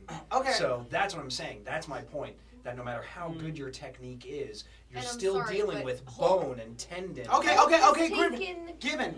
missiles to Given. his chest. Okay. Granted. He's taken Superman to his chest. Yes, he has. And well, I mean, he tried to punch Superman. Superman didn't move. But you want to talk about? Well, and here's the But, here's the let even me with finish. Superman's weakness. He says punching him is like punching a brick wall, and like one more hit, I'm gonna break my hand. Like, No, and Superman just staggered, and that's with his weakness. So everybody What do you mean? complains about DC having overpowered characters. At least let the Hulk be overpowered. Let Marvel have. Well, absolutely. But to finish the statement, take away that whole, which was kind of ridiculous. It was me posting like, "Oh, and look, Batman is truly the unbeatable character." I think, Batman. There is a rule in comic books that I live by, and it's after nightfall, Batman wins. Like it's kind of like one of those things. Like no matter who Batman goes up against. So what were you about to say? Preparation or not, Batman wins. Even if you take away, take away the sternum kick, take away the donkey kick, take away that. Batman would still figure out a way to take down Hulk. Well, yeah, I mean, it's been shown like Hulk's been taken down, at least in the Ultimates, that Hulk's been taken down by Captain America because he like pretty much Hulk rips Cap out of the tank and he's just like, cool, eye, throat, ears, nuts, and just like wails on the nuts and like drops him, and he like turns and walks away, and Nick Fury's like, did you just take down the Hulk? He's like, which is great because you're talking about the Ultimates, right? Yeah. And I love that because that was a beautiful throwback to the original Avengers. The first time the Avengers meet the Hulk in like 1964 or something like that. Yeah, he judo rolls him. He grabs Hulk, who's coming at him. Hulk is coming at Captain America on top of like a steel girder of like a construction site that there's water down here. And Captain America takes the Hulk's momentum and inertia, which is at this, you would think it's at least even in the 60s, we're talking like at least the entire 1989 defensive Giants. There's been a easily cover of him Lawrence Taylor. lifting 1989 Probably, yeah, him lifting LT. But anyways, so you have Cap that just lets the momentum come in a very Aikido way. He just does that monkey roll and throws Hulk into the water. And it's Well, all his motion. But in the defense of that, what is Captain America? What is he? He is the first Hulk serum. Sure. He's the original Hulk serum. I guess what I'm saying though is that Captain in America modern is- Banner made his serum based in upon. modern continuity. Nick is the yes. Captain America. In modern continuity, yes. But in the originals, it was just a freakish accident, given the fact he was The gamma bombarded with radiation. gamma radiation because he was building a bomb. And even Batman beat Cap when they first went toe to toe. When they went toe to toe, Batman beat Cap because So I guess- it was basically Batman cheats. Cap doesn't cheat. Batman cheats. My point is, Captain America beat Hulk with martial arts. Batman beat Captain America, so Batman should be able to beat. But with one stern kick now. No, that was See, now we bullshit. got a whole list. That was bullshit. But I think that was just somebody like, how are we going to have Batman beat Hulk? We only have 62 pages or 28 pages in order to do this, so they didn't have the ability to do a long thing. Which, by the way, is what I think is a masterstroke on DC's part. Instead of having an Iron Man movie, a second Iron Man movie, and then the Avengers or whatever, they're having an Arrow show, a Flash show. kind of They can- advertising. But Well, we they don't can hash out know. these characters. We don't know. We don't Well, know if they're we gonna know bring that we them know in. that Ben Affleck is on for an 8-movie contract. 8? To be Batman. Huh. How old is he going to be playing Frank Miller, Dark Knight Returns? Well, here's the You guys didn't hear about that? He signed up for 8 movies. He's not for 8 movies, but Gal Gadot got 3. That's still a lot to me. 3 movies is still a lot to me. 8 movies, for all we know, Batman is the Nick Fury of this. Batman is the one. Well, putting if you look together at the way Superman. Justice And then he League could do I like Batman that. Beyond. Oy. All right, but let's wrap I up. like let's it, wrap but- up. I Let's love wrap. me some Batman. Here's my Thank thing. you. Here's what I want to say before we get into the next thing. Ever since Nightfall, he lost. He broke his back. He was like, I'm never going to lose again. And you have a character who's the greatest scientist in that universe. He's the greatest, detective in that universe. He is the greatest martial artist in that universe. He is the greatest, teacher in that universe. Greatest, and he even knows magic. We have discussed it before. Sure. A couple of these guys. He's a master magician. He's better than Zatanna. Zatara's father, who trained is. Because I'd say he's better than. I'll say he's a better fighter. Martial I'll arts. say he's a better magician than Zatara, because Zatanna actually has a metahuman ability where if she says something backwards, it No, it's happens. called Oh. it's called Magi. I just looked this up because I got an argument. It's called Homeo Magi, which is the technique that Zatara learned and taught his daughter and trained Bruce Okay. Wayne in as well. But I would say Bruce Wayne is a better magician than Zatara, the father, But not Zatanna. but not Zatanna. Really, Zatara is in the DC universe considered like the sorcerer supreme of the DC universe. Okay. Well, but I thought Dr. Fate was like Yeah. above him. Zatara is above Dr. Fate, but Dr. Fate What? is Thank you. It's true. Look- Thank you. look, That did you- face did is you- my yes. in thank Young you. Justice, they even What? kind of they go to it like Zatara is like whenever they need some. Dr. Fate is a Justice League guy. Yeah, but because Dr. Doc- Fate is a douchebag. That's but why they go to Zatara. Zatara got the helmet off. Zatara got like all this magic. He's beaten all these magicians by himself. He is in the comic books the highest level of magician that we know of in the Marvel. Well, I Yeah, like but the idea that at the Batman same and time, Dr. Doom are look at open to Constantine. magic, but we don't see Batman use magic that much. So He talks about how much he hates it. He thinks it's clumsy and stupid. Like that's why. Batman But he'll uses use it, and that's In why the most Dr. Doom dire- always could beat Reed Richards, is because Dr. Doom is not only a mechanical, analytical scientist genius, but he will skin his mother in hell, make a new suit of armor with magic to come back. And that's Right. something Reed Richards is We're gonna have to It's do good. these rapid. We're gonna, Oh, yeah. let's go. Let's go. Yeah. Let's go. Sorry, Let's not do rapid fire. All right. Steel versus Iron Oh, Man. come on. Iron Man. All right. Let's do it. All right. So we're gonna I'm get ready back when you into it. guys We're are. gonna run a couple. Steel versus. Actually, go ahead. You say it. Steel versus Iron Man. Iron Man. Iron Man. Iron Man. Iron Man, hands, Iron Man. All right. Oh, this is a hard one. It's Doctor Strange versus Doctor Fate.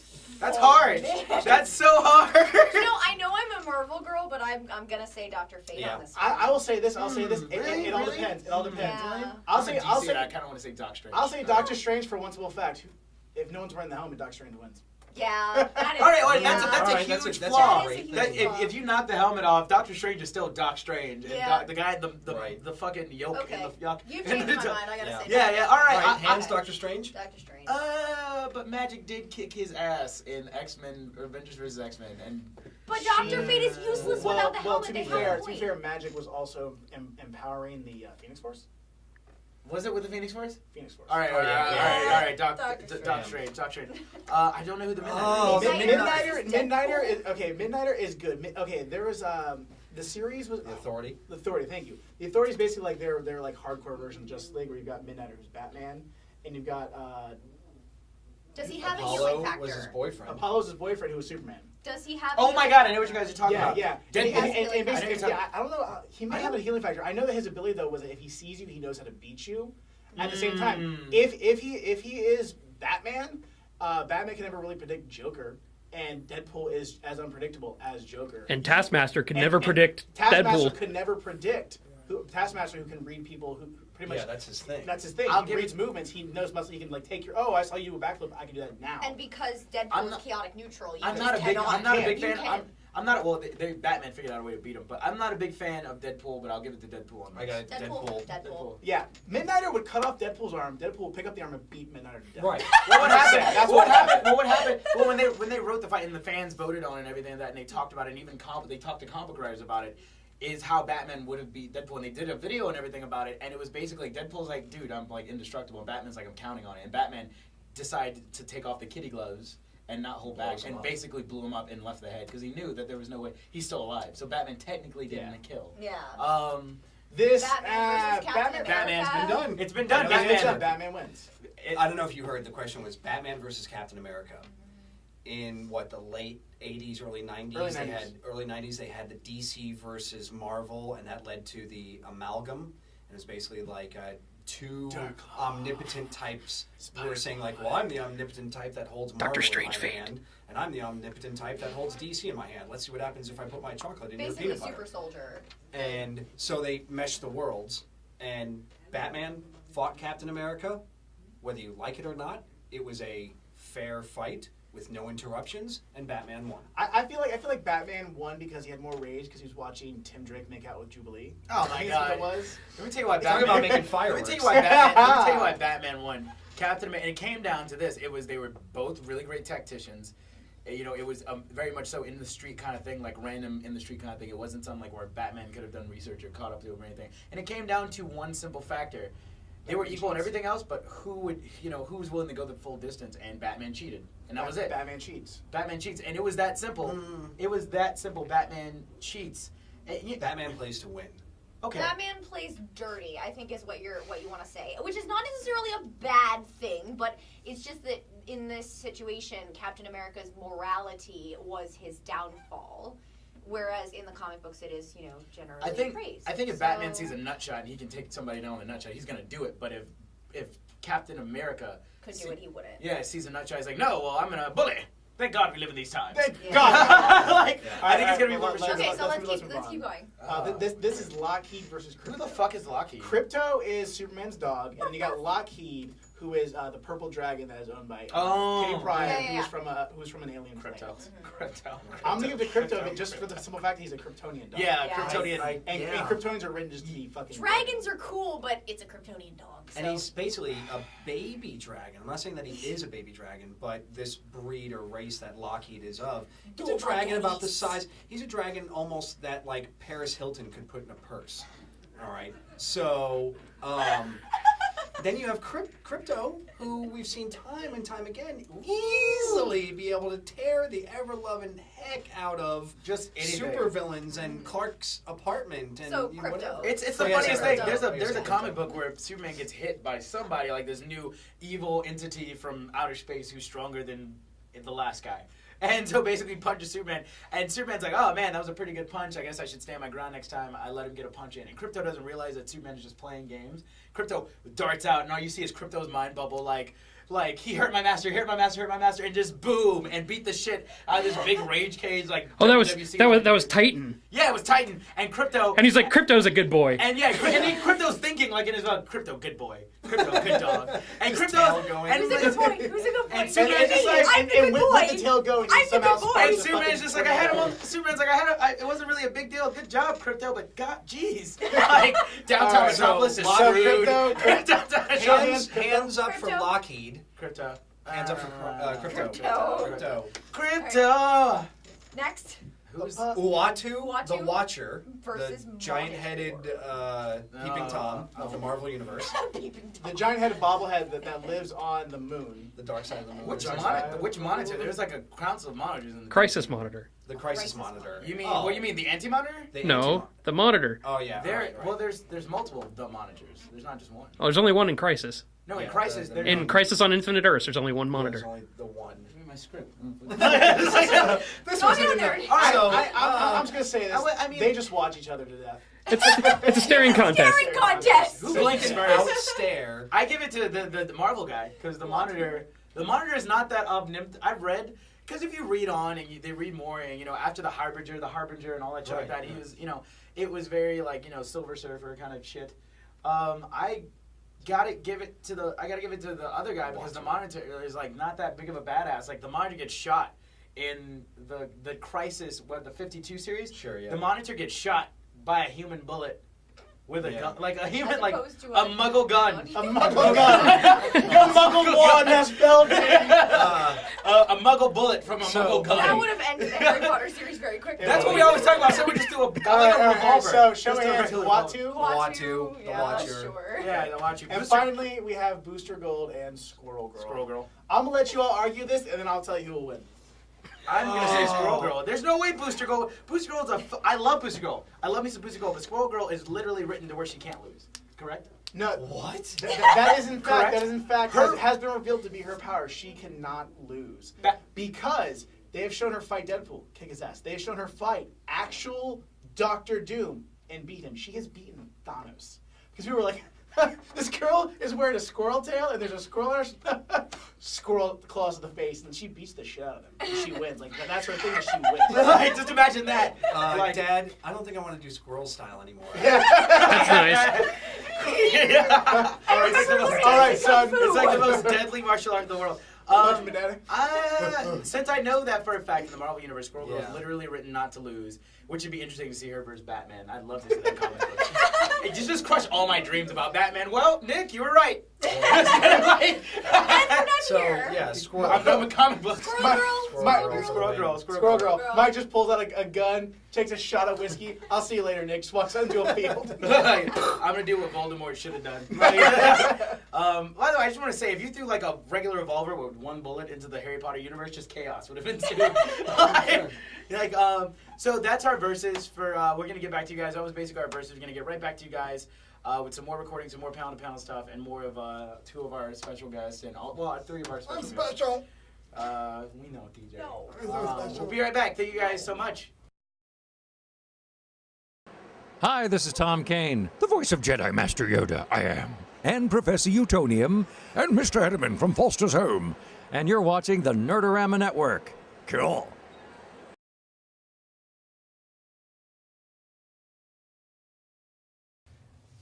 Hey, what's going on? We're back with Panel to Panel after taking a little break and enjoying some refreshments and everything like that. Like we did in the first episode, sometimes we go backstage and sometimes we drink. That may or may not happen. So we're ready to continue going. We're ready to end out the episode. The last thing we're going to talk about, which we all got a chance to go to this last weekend. It was a great time. MegaCon. Let's talk about how great MegaCon was. Before we get into it, there's some interviews. Me and TJ conducted some interviews, and I interviewed TJ and all kinds of fun stuff, and we interviewed some cosplayers. So let's cut to that real quick and watch some interviews. Oh my god, I found another awesome cosplayer. Hi again, we're here at MegaCon. I found this awesome, amazing cosplayer. What's your name and who are you cosplaying? My name is Rebecca, and I am cosplaying from Lilith from Darkstalkers, the video game. From the video game, Darkstalkers the video. This is a great costume. By the way, she was one of the few people who recognized me at this con, so yes, from the show Fangasm. Shameless plug. But that's awesome. So what are you enjoying about the con so far? I love seeing the costumes. I always enjoy seeing people's creativity and what they're going to bring to the table this year. It gets better and better every year, and people just step it up, and just it ceases to amaze me. It's awesome. Right on. Word. What'd you make your head wings out of? They're actually the base of a coat hanger, so there is a coat laying on the floor somewhere in that house. That's amazing. That's awesome. How long did it take you to put together the whole costume? The costume took me about 4 months just because I kept messing up. I have a total of 7 failed bodysuits before I got it right. Oh, what's your favorite part of cosplaying? I think just the whole. Let me get it. What's your favorite part of cosplaying? The whole part of making the costume.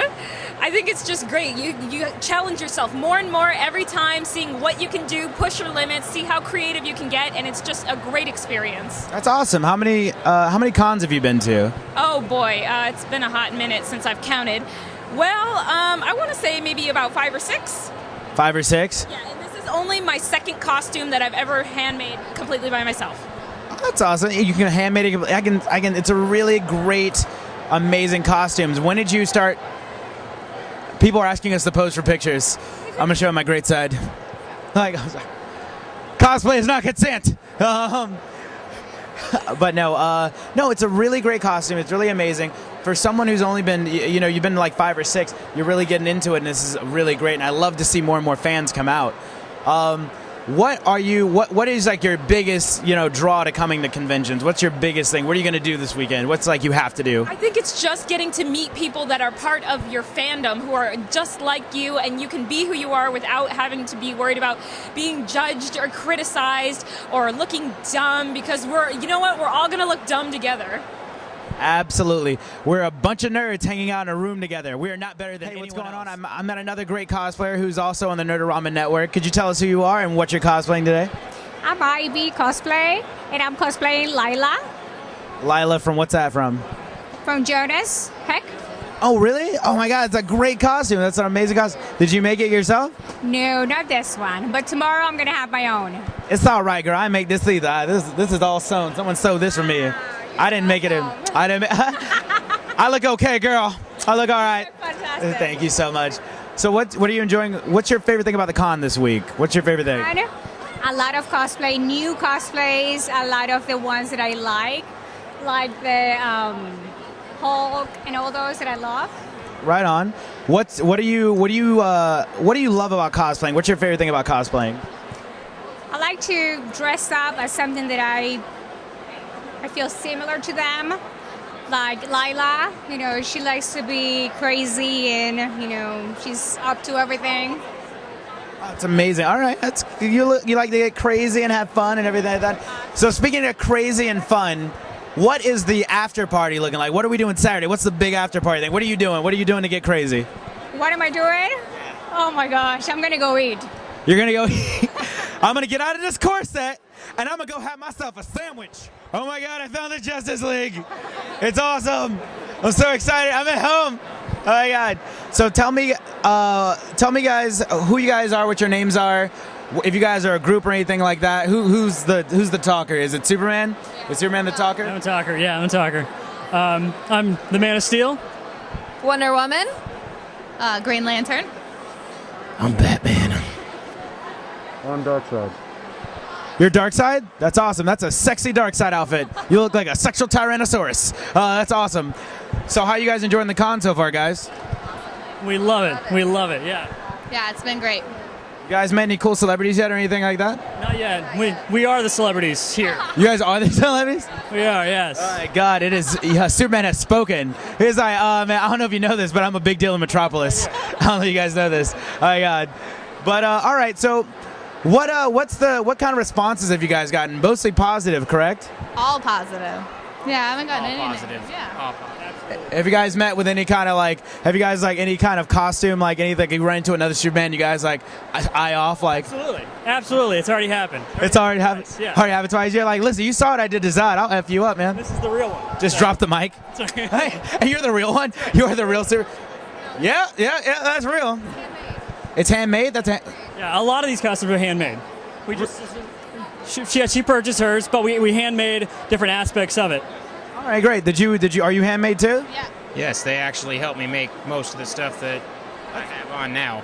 That's a great Batman, man. You're looking great. How did you guys get Darkseid going over here?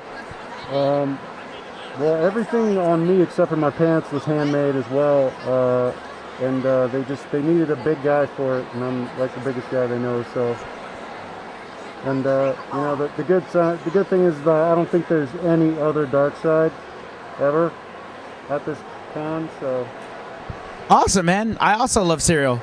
Okay. I'm sorry, I couldn't hear you at all, but the camera got it, so that's awesome. All right, so it's MegaCon's kind of shutting down for the day for Saturday. What is the after MegaCon is over kind of thing? What are you guys gonna do when you guys get out of costume? What's the thing you have to do? Well, I gotta save the world. Wow! Never break character ever. Oh man, Superman. So is Superman gonna get turned up tonight? You gonna drink a little bit tonight? Maybe a little bit. Maybe a little bit. You guys gonna drink a little bit? Batman, how you gonna party? Just throw billions out? Just gonna have a? Yeah, I know you're gonna ball hard. I know you're gonna ball hard, Batman. I'm gonna make it rain on everybody out here. He's gonna make it rain on everybody. And I can just see Batman running around. Take all my money. I'm so rich. Oh my God! And you get a batarang, and you get a batarang. You're like the Oprah for conventions. Well, all right, guys. Thank you guys so much. We're gonna be right back with you guys in just a second. Everyone say goodbye. Everyone strike a really cool Justice League pose. Hey guys, this is TJ with the Nerd-O-Rama Network at MegaCon 2014, and I'm interviewing the dynamic duo themselves, Batman and Robin, the guy wonder. It's not boy. I mean, look at it's not boy. All right. So first off, who do we have as Batman?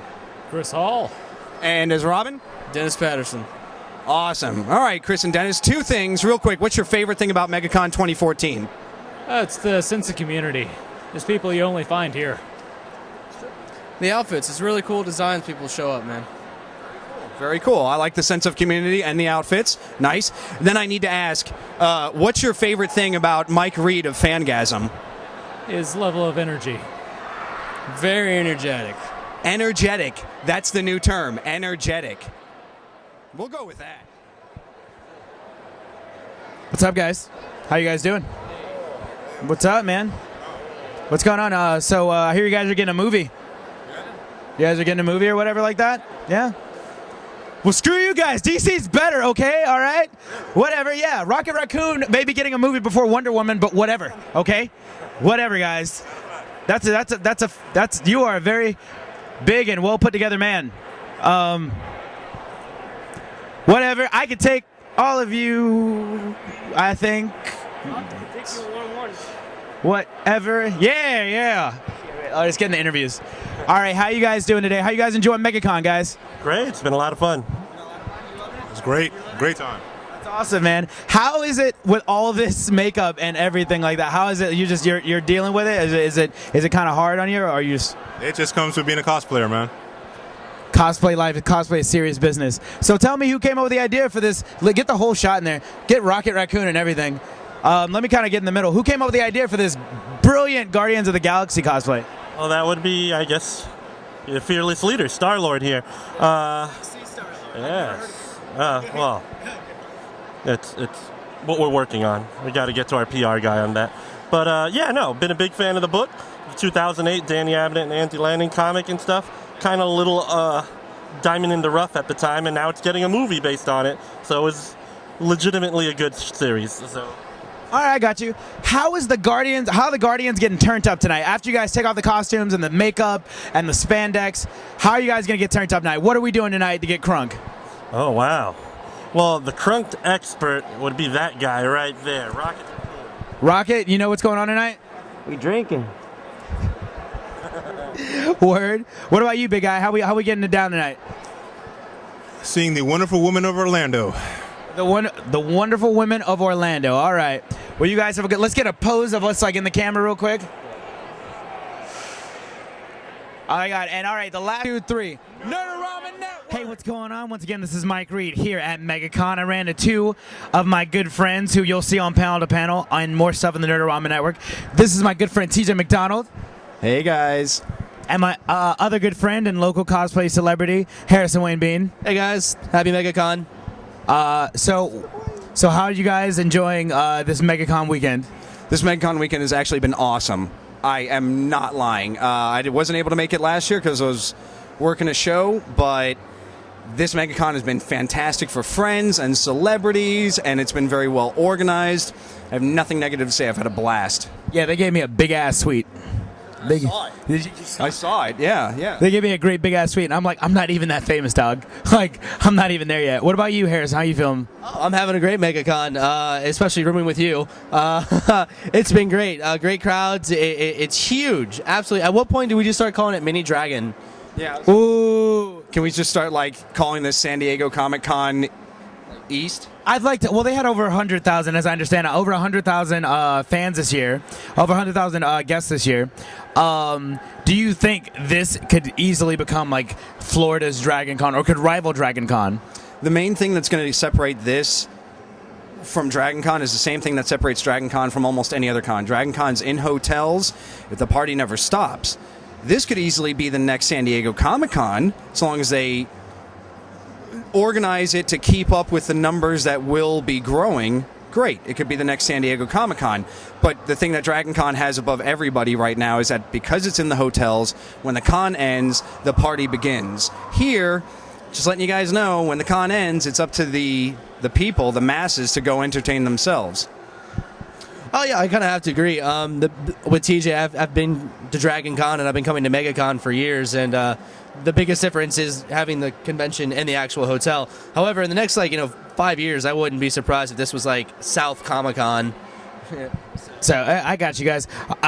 So tell me about what and who you're wearing today. What and who you're wearing this weekend, and why you chose to cosplay this. Okay, I'm dressed up as the lead character from the TV show Arrow on the CW.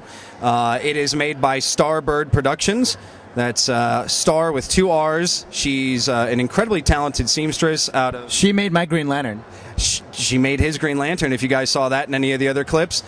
She's incredibly talented and incredibly reasonably priced, and I love it. I haven't felt this good in a suit since my Armani. Since your Armani? Oh my God. Excuse me, President Snow. We just saw Hunger Games like a month ago, so that's hilarious. Anyway, what about you, Mr. Bean? Harrison Wayne Bean? Yeah, I'm wearing the red Super Mega Force Power Ranger, or Captain Marvelous from the Super Sentai, the Japanese translation. I'm wearing it mostly because I'm a child of the 90s, and what child of the 90s doesn't love Power Rangers? Also, Jason David Frank was here, and we wanted to get a whole Ranger group together. Did you see what he posted on his Twitter, not his Twitter, but his Facebook, the picture with you? I saw you and the other Rangers together with him. He posted that on his Facebook today, which is really awesome. It was really... Real quick. What's the name of this Power Ranger? It's the red Super Mega Force Ranger. No, what you said before. Oh, Captain Marvelous, Super Sentai. What was the name of it again? Captain Marvelous.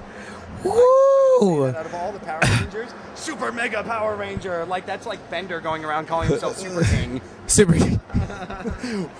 best of all time Power Ranger, Super Kawaii, and being from Tampa and the whole pirate theme, it just kind of made sense. You can find. All right, guys. Thank you guys so much. You guys have been amazing this MegaCon. It was great hanging out with you guys. Look for them for more stuff coming in the future. Harrison will be we'll be doing Chaoticon this coming year. So will TJ McDonald. Oh, well, TJ McDonald's doing MetroCon. We're both doing MetroCon, and I will also be at Chaoticon. I'm doing all of this shit. I'm doing all of it. Get ready. Look for them on Panel to Panel. We're going to be doing an episode on Panel to Panel. Both of them are invited to come on as our special guests. Fuck you! Both are our special guests. So thank you guys so much. We're going to go get drunk and eat pizza. So you guys have a great one. And this has been a great MegaCon weekend. Thank you guys so much. All right, interviews. So... how did you feel like interviewing? Like, I was just, basically what happened, I was just like, TJ, I'm tired of interviewing people, take the mic. Yeah, that's how you suckered me into this. I was just an innocent bystander with hopes and dreams fresh off the bus, and Mike Reed said, "You want to be a star, don't you?" As I put out a cigar, on like, me. No, not on you, On like an on a Naruto cosplayer. Because they have the license plate on their forehead, so it's perfect. Just right there, it's like an ashtray. So I love these so much. Is this what the older costumers think about like Naruto, like the license? Yeah, absolutely. I remember when I got into costuming, I was young and fresh, and it was all superhero costuming and spandex, and everybody was older, and they were like, no spandex, leather and Star Trek and Klingon foreheads. And now I'm somewhere in the middle. Like, I'm not quite to the old fat guy in a Klingon forehead yet, but I am certainly not running around with drawn on lines on my cheeks and like, I'm a cat ninja with a license plate on my head. It's actually a fox ninja. Oh, my bad. With 9 tails. My But shame. let's get Mike's interweave just came out. let's get in that. Yeah, motherfuckers, there was a dark time in Mike Reed's life. Yowie. I was remember. No. He walked Don't into put the that store. He walked in the store I was at. And I was like, yeah, I really enjoyed reading this. He's like, yeah, I'm really into Naruto right now. I was like, that's cool. Right there, all of a sudden out of nowhere, you get a cigar. Oh, that's actually what he did is he pointed at the sign that says "We reserve the right to refuse service to you." No shirt, no shoes, no Naruto ties. MegaCon was great, but none of us really got a chance to all kind of hang out with each other. I mean, other than Nick, who was staying in my room, none of us really got a chance to kind of hang out. I saw TJ for like 5 seconds. That was wonderful. As soon as I walked into MegaCon, I got to see Sam. Oh. I had to hunt down Mike Reed over multiple days. But I was just sitting there. And I just walked in. Like I was Buffy. It was so nice, so great. And then Mike Reed, I actually had to like pursue and hunt down, and but that was probably everybody's biggest complaint about MegaCon. Before we get into the good stuff, I knew people that were posting all over social media about the terrible traffic. 2 hours. It was giant lines. But it's this, never I would been say, that bad. It was backed up to 27. Yeah, it was bad. This, I would say, was the biggest MegaCon. Walking around MegaCon, hearing the numbers from the people who were involved with MegaCon. 81K. We're talking really? almost San Diego. Beat San Diego Comic-Con attendance record. Oh my God! Because okay, let me level with you. San Diego Comic-Con, it makes itself seem big because it gets all the big stars, because when they are in these movies, they are contracted to show up because it is a media fest. Right. California is tiny. It's all pushed up against the ocean. They can't go anywhere. So San Diego Comic-Con seems like this big, massive, huge thing, but it's actually in like a tiny convention center, and they can't grow. I went out in like 2004. Yeah. And the city around the San Diego Comic-Con, the Lamplighter District, I think it's called, whatever, like that's almost like their mini Ybor. And if you're from Tampa, you know what I'm talking about, or like Atlanta has Buckhead. It's where their nightclubs and bars are. The night scene, basically. The city around the convention center for San Diego Comic-Con is small. Yeah. It is unequipped as far as hotels to handle handle everybody. But yeah, so this MegaCon, biggest, as somebody who went to a hotel across the street from MegaCon, I parked and I stayed the entire weekend, and everything was foot traffic for me, whether I wanted to go out to dinner or a party afterwards. That was nice. That was awesome. Yeah. This MegaCon, I gotta tell you, I Saturday. hope somebody involved with MegaCon watches this. You were had a great screwed time. so hard. Thank you. We actually stayed at the what was it? Doubletree at Doubletree at SeaWorld. And we actually got bus service to it. It took us, what, an hour? It took about 45 minutes to an hour to get 45 minutes to an hour the second time we did. The first time we did it, we got there relatively quick. The first time, we got there relatively quickly because it's less than a mile. My hotel was less than a mile. I stayed at the Hyatt Regency, the old Peabody, Ooh, and nice, so I walked on the skywalk across. Look at all these mortals from District 12. They all look like little I was like, Isn't that amazing? They all have TJ. Let us go watch the Hunger Games. We had to room share with 4 people to afford that hotel, so it was 5 girls in this one room in order to afford that room. Ooh, there was it was supposed to be a core of 5, like it was supposed to be the Justice League, but then not quite the Justice League, like Ted Cord and fucking like Booster Gold came over, and Guy Gardner. Justice League International. Guy Gardner came over, and nobody invited fucking Guy Gardner. Nobody invited him. Well, no, a lot of people came over to my room, and I was kind of like, because for all you don't know, I was a guest at MegaCon this year, which is very great. And MegaCon, the devil, you say? MegaCon treated me better than any convention I've ever been a guest at. They gave me this this very large room. Big ass room. This very nice room. What the fuck are you guys whispering about? Now you're gonna worry about big ass. No, we're not whispering. It's not. I don't really have a problem with Nick or Sam. I don't. But no, get that camera off me. They gave me this big ass room, and it was very nice. And a bunch of my friends kind of just came on and just kind of was like, yeah, all right, bandwagon, and had a great time. I invited Nick, Evie, I invited Sean, I invited Courtney on obligation, and Harrison. And I was supposed to be and Tedeschi. Tedeschi kind of was like a charity. I felt really bad about Tedeschi, but yeah, they're supposed to be in my room.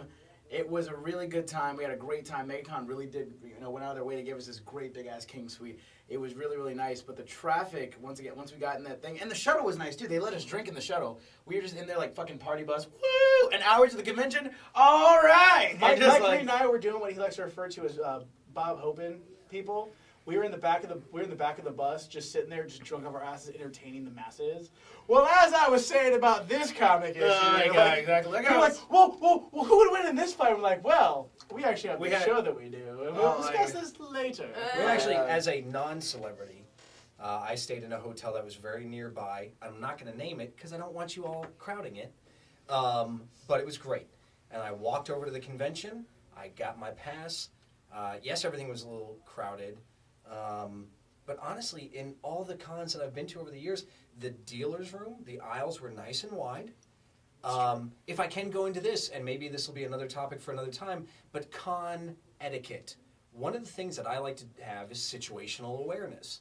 If I'm walking in a con and somebody wants to take a picture of me because I'm in a cool costume, then I always say, let's pull over so that we're not blocking the lane. Con etiquette, don't just stop in the middle of an aisle and start having a conversation. Don't just stop in the middle of an aisle and start looking at some artwork. Just don't stop in the middle of an aisle. But again, con etiquette could be an entirely different That's an show. entire, that But could be a whole MegaCon show. was great. The celebrities were great. Which I is think kinda the cool, 'cause, celebrities- like in MegaCon, the dealer room, they actually had a wide open area in the beginning of it for people to go and take pictures and do photo ops. Like, Sure. Which there was like a good, amazing. like 100 feet of just open. Honestly, open I think floor. it was completely wasted space. It was wasted It space. was completely wasted space.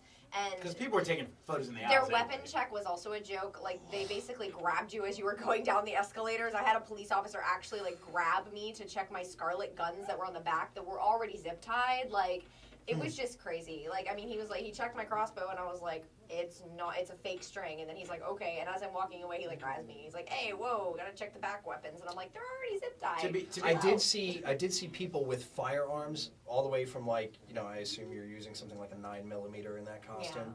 And I saw people that had, like, sort of piratey muskets. Everybody that had anything that could be a firearm, I saw them being checked. And I'm okay with that, but again, it's how you do it. Yeah. Whereas I saw a lot of costumers as either Katniss, Green Arrow, With the bows. Hawkeye, with bows and arrows, just coming and going as they felt, no problem, whatever. They checked my crossbow, though. Again, maybe that's because It it's was like gun-shaped. But Yeah. to be, I think security at this con just kind of overall was a joke. Because and no offense to MegaCon, love you guys, can't wait to come back. Thanks for the free room, you guys were great. Snuck in at least about 4 or 5 people, like that were just like, because no one. Well, I think MegaCon, because we're talking, what, 81,000 They people? got too overwhelmed on Saturday. I It will wasn't say, happening. however, This is Friday. disagree. Yeah, if Friday, you, yeah. disagree if you want. I will say that their security and their staff were delightful. Better I this have- year, for sure. I have been Well, they to weren't the crotchety old conventions. ladies. They weren't the crotchety old ladies. Oh my gosh! They weren't the Waldorf and crotchety Statler? old When I ladies. asked a The question, Waldorf and Statler. when I asked a question like where something was, the person knew, and I was actually legitimately shocked, which is Yeah. weird because I've been going to conventions for like 10 years, and I was legitimately shocked when I asked someone where something was, and they were like, "Yeah, you just go down this way, and then you'll see this thing, and you turn here," and it was miraculous because that never They knew the happens con at cons. floor, they knew get the these volunteers, and they knowledge never base. know where anything is. Knowledge base, and a lot of times they'll get a volunteer with. I've been to a MegaCon where it was a little old lady that was a volunteer, and I've been to a Dragon Con where it was some like rent-a-cop security guard that felt special because his shirt said security. None of that at MegaCon. Everybody was personable, everybody was knowledgeable, It was great. and everybody was still doing their job to the best of their ability with overwhelming numbers. Oh my god, yeah, the numbers. I'll say this, you, though. we say, go ahead. I was gonna say, like, Dragon Con is just a labyrinth, dude.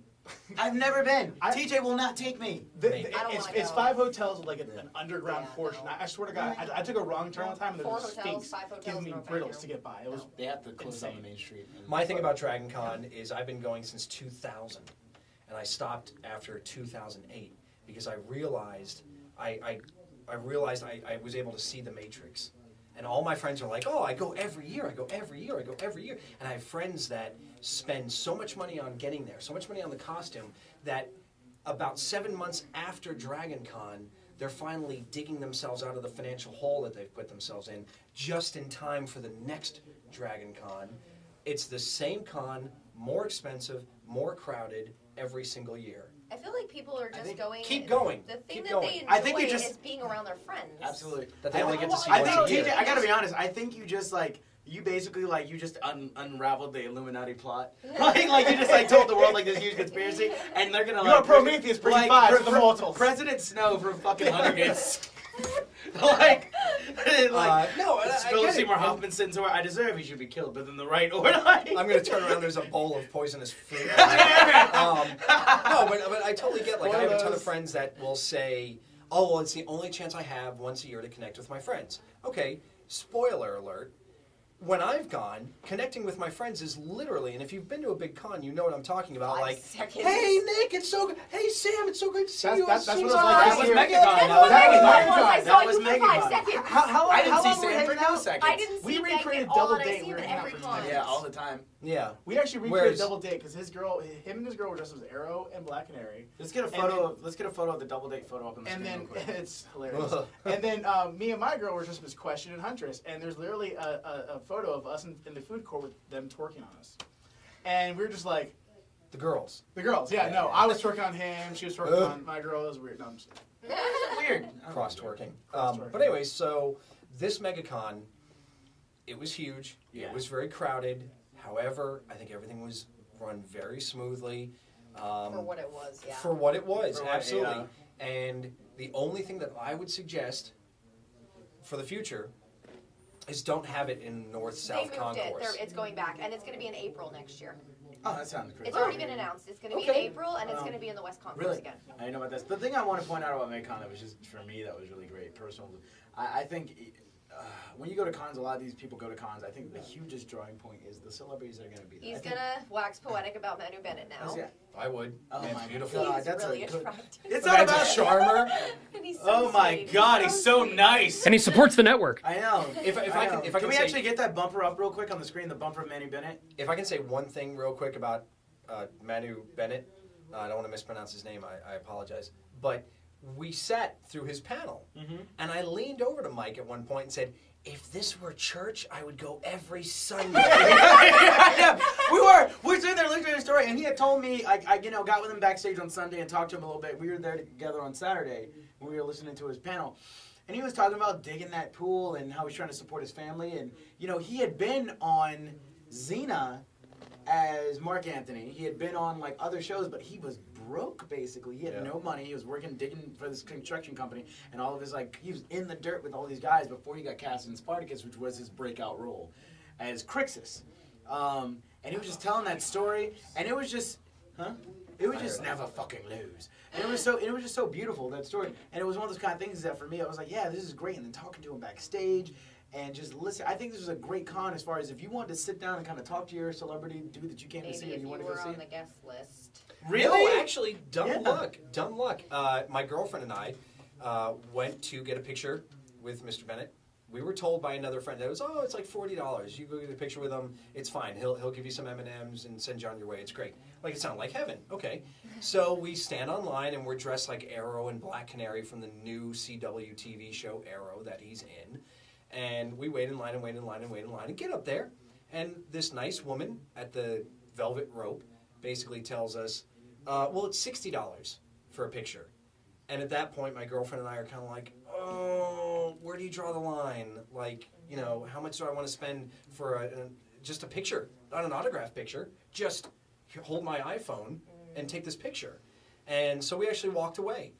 It just so happened we bumped into some new friends that know Mr. Bennett, and we got to take the picture anyways. And Just selfie. from that point on, it's not what you know, it's who you know. Yeah. Not what you know, it's who you know. We got to.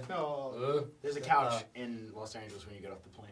There Go ahead. So I don't feel that you have to be affiliated with the celebrities. Yes. There's always going to be that one thing at a con. Maybe it's Dragon Con for you, or last year MegaCon for you, or something like that. Everybody gets to walk away from one con. It's like Spider-Man and Family Guy. Everybody gets one. Well, I worked for Tampa Bay Comic Con, who also puts on, Orlando Comic Expo and several other conventions. They flew me out to Nashville for Nashville Comic Expo. So I have dinners with celebrities and stuff, but it's never the ones that I really want to hang out with. And it's they're cool people, and I do get that, but I feel like you had at least a little bit of you definitely had a leg up on the But rest I of did us. get to meet Manu. I mean, was I in the back lunch area in the green room with all the celebrities? Yes, you Yes, I was. were. Did I talk to John Hader? Yeah, I did. Fucking. I'm sorry, I got a selfie with John Barrowman. I talked to John Barrett. As we call each other. I'm fucking around. I'm kidding. No. We talked. Actually, it was him. No, it was me, him, and we were talking. It was me, him, and Mary Bennett, and it was just honestly actor questions. It wasn't anything about their shows or anything actor questions, and they were very responsive. And John Barrowman just wanted to keep moving forward. That's all he kept saying. He's like, I just need you to remember this phrase: keep moving forward. Don't ever at any point like say like get comfortable or anything like that. Like if there's another role or another whatever like that, you take it and you keep going and you run and you don't get you don't feel like I'm not getting any roles. Well, there's gonna be one role you get, and if you stop now, you're never gonna get that role. So. Well, that's the kind of thing that he's kind of wanting, and that really stuck with me. But I really felt like I feel like it was a good con to like kind of meet celebrities. Personally, I don't know how anyone else felt because I feel like there were other people I talked to. Like all my friends are like, "Oh, we talked to fucking Manu Bennett. He never fucking loses." So it was like, I know a lot of friends actually that talked about. Oh gosh, I'm terrible. I apologize. Bones McCoy. Carl Urban. Carl Urban. Which every time I hear that name, I don't know why, but I think of like an aged sci-fi writer, like Isaac Asimov, Carl Urban.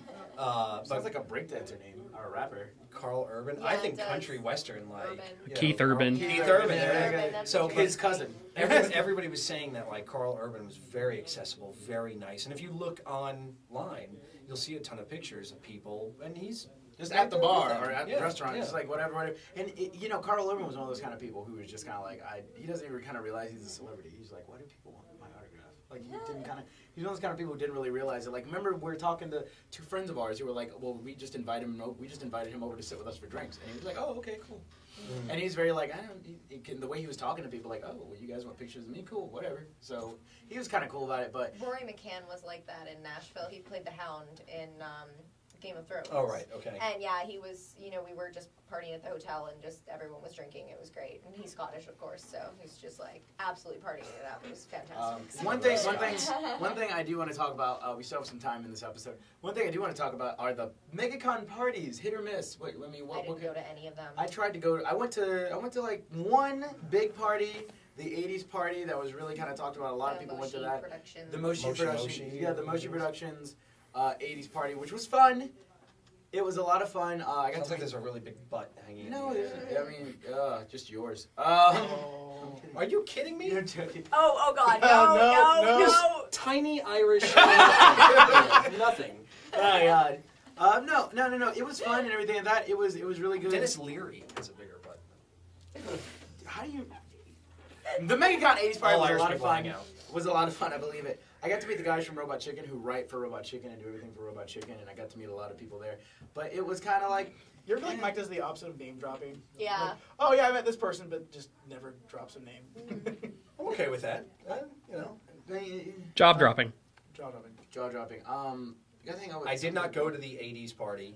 I know of the Moshi parties. I think they've had successful parties for years now. Last year... Oh my God. Right? The Gotham party was off the chain. Last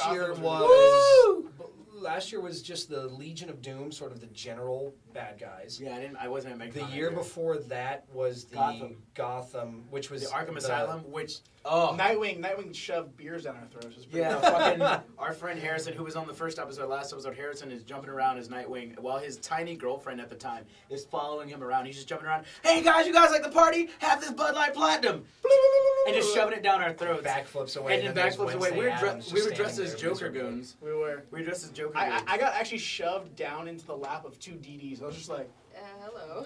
So this is definitely where I parked my car. No, but so from what I understand, the Moshi production parties are the official MegaCon after parties. They're always successful. Yeah, they're really great. And that almost borders on what we were talking about MegaCon. They're too crowded. There's that line wrapped outside of the building. It's in I think that's kind bar. of the point. It's a hotel bar with not a whole lot of space, and it gets to the point where they have to stop letting people in per the fire marshal until some of those people leave. Then more people can be cycled in. It's not my scene. I went to a hot tub party. I got shut down at the which is cool. Like, how's this for like Irish luck? I left right as the hotel was coming in. We passed them as they were going to shut it down. So I came, vine, vidi, vice, and when I left, it got shut down. I'm fine with that. Word. It was. The 80s party was a lot of fun. It was, like you said, it was really crowded, but I think that's kind of what they go for. I think they kind of go for like, you want to feel like you want to be here. They want people being here, and it was fun. It was hip. It was happening. It was now. It was what was up with the kids. Fresh. It was fresh. It was funky fresh. The BOEs. It was awesome. Whatever that means. I just, I basically party surfed that whole thing, and it was, I didn't really drink at that party or whatever like that, so it was kind of like, to me. Probably good for your kidneys. Kind of like, give me They're some shots mummified, right now. anyways. Yeah. Right. But if you guys want to try, make sure you guys ahead of time. If you guys want to go to a really great party, you guys want to party out. I don't know what their next thing is, but look out for Moshi Productions. They did a great 80s party. I wasn't there as long as I wish I could have been, but it was a great 80s party. If you guys want to do it, check it out at MegaCon. Final thoughts on MegaCon, guys. What do you guys want to kind of? I had a good time overall. Even though Saturday I pretty much showed up to the con and said nope, and then walked back to the hotel, and it Really? Well, we were there in the morning and we stood outside for a photo shoot, and then the moment we tried to walk inside, we realized how terrible it was. So we had spent pretty much all morning in one corner of the convention, and then didn't realize how bad the crush was inside. As soon as we tried to go in, we were like, nope, forget it. So we literally walked back to the hotel. I changed into a much more casual costume because my first one had armor and wings, and it was just not good for walking around. I changed, came back, and it was just still too crowded. You couldn't even get to the escalators to get downstairs. Instead of seeing a rug for the dealer room, it was literally just a sea of heads. You couldn't see anything. So we just said, forget it, went back to the hotel, ordered pizza, and then changed into Enjoyed your TV and your bathroom mirror. Yes, we actually ordered Chinese food. It took 2 hours for it to get to us. I know, it was crazy. When there's like right down the street, right across the street. Main court, like right over there. You want to go have a good meal, Main court. I know, but my friends didn't want to go to Main court. It was very sad. But we basically ended up just waiting for our Chinese food, got our Chinese food, and then we headed back down to the convention, and finally at that point it had like weeded out a little bit because there was only an hour left, and they were basically kicking everybody out at that point. So yeah, it was, but I mean, overall it was really good. I got to see most of the friends that I wanted to see. It was fun, but I think that they need to go back to the West Concourse, which they said they were already going to do. They moved it to a different time. Hopefully they'll get 2 halls instead of just the one for the dealer room, and they will figure out how to spread everything out in a way that will not be so crowd crushing. To accommodate the masses. Nick Graffeo, final thoughts. Well, I really enjoyed Friday at MegaCon. The rest of the con I pretty much spent in an alcohol-induced stupor. I do remember waking up at one point going, hey, I'm back in the hotel room. How did I get here? How Nick Graffeo enjoys conventions, ladies and gentlemen. Walked around he did a great question cosplay. Walked around his I think that's what did me in, was just dehydrating myself in the question costume. Can we talk for a second? Cosplay? What is it about? Yeah, why? Like cosplay, man. Why? I was wearing spandex, and I was like, oh man, I was like for 2 hours, and I was only 2 hours, and I got back to the room. I was like, Jesus, what is it like? I got the cramps. I got no potassium. I really think that we do it to ourselves. Wait. It's just so freaking fun. It is. It is. It's a little addictive. I want to do my final thoughts. MegaCon, I had a blast. MegaCon, I was there Friday, Saturday, and Sunday. I regret not getting to see all the friends that I wanted to. I had my cell phone on me and constantly trying to text and Facebook and whatever. I actually didn't have a problem with that. I had a very good MegaCon. I didn't have a problem either. I had a really great MegaCon. The only regret I have is that I didn't get to see all the friends that I would like to because it was so crowded. I look forward to MegaCon next year at a later time slot, hopefully a better location. And as far as MegaCon being in the Orange County Convention Center, the con may close at 6 or 7, but then you have Orlando. You know, you can go get a meal with your friends. You can go to the Moshi party. You can go to a hotel party. There's plenty to do. I think at that point, like, iDrive basically becomes like MegaCon extended. Like, Yeah. You know, like It was a 2-hour wait for every restaurant. Yeah, absolutely. All right, one more thing I want to ask you guys about MegaCon. Last final thing. If you guys, advice you would give to people going to MegaCon for their first time, if they're like, let's go. Pre-reg. Pre-reg? See, do not. I feel like as much as people just wanted to come in on a Saturday, just to drop in, like, it really only worked for the people that were there Friday through Sunday. I feel like everyone that tried to drop in just on Saturday just ended up getting there and, oh, sorry, we're sold out. So if you didn't already have your ticket, you were pretty much boned if you weren't there by 10 or 11 o'clock. Because the people that were just, as I call them, either the normies or my friend Demi, she calls them mundanes, just for not, like, cosplayers. The muggles. The mortals. Basically the muggles, we the should ones that don't cosplay, they don't do the con scene, you know, they're not the convention junkies as we Let's check out this Nerd Fest. Yeah, it's kind of like the normies. Like they're just. I read a Superman comic book once. Like, they pull up in their 4x4 and like nerds peel out in traffic and they're stuck there for 5 hours. Or the dad who's trying to get their kids in the comic books and the wife. And I read comic books as a kid. This is a comic I don't hate on them because they're the reason why we have all these awesome Marvel movies coming out because they're the ones going to the movies and buying these things and making it mainstream. So being mainstream is fine, but I think that MegaCon was not prepared for it to be so mainstream.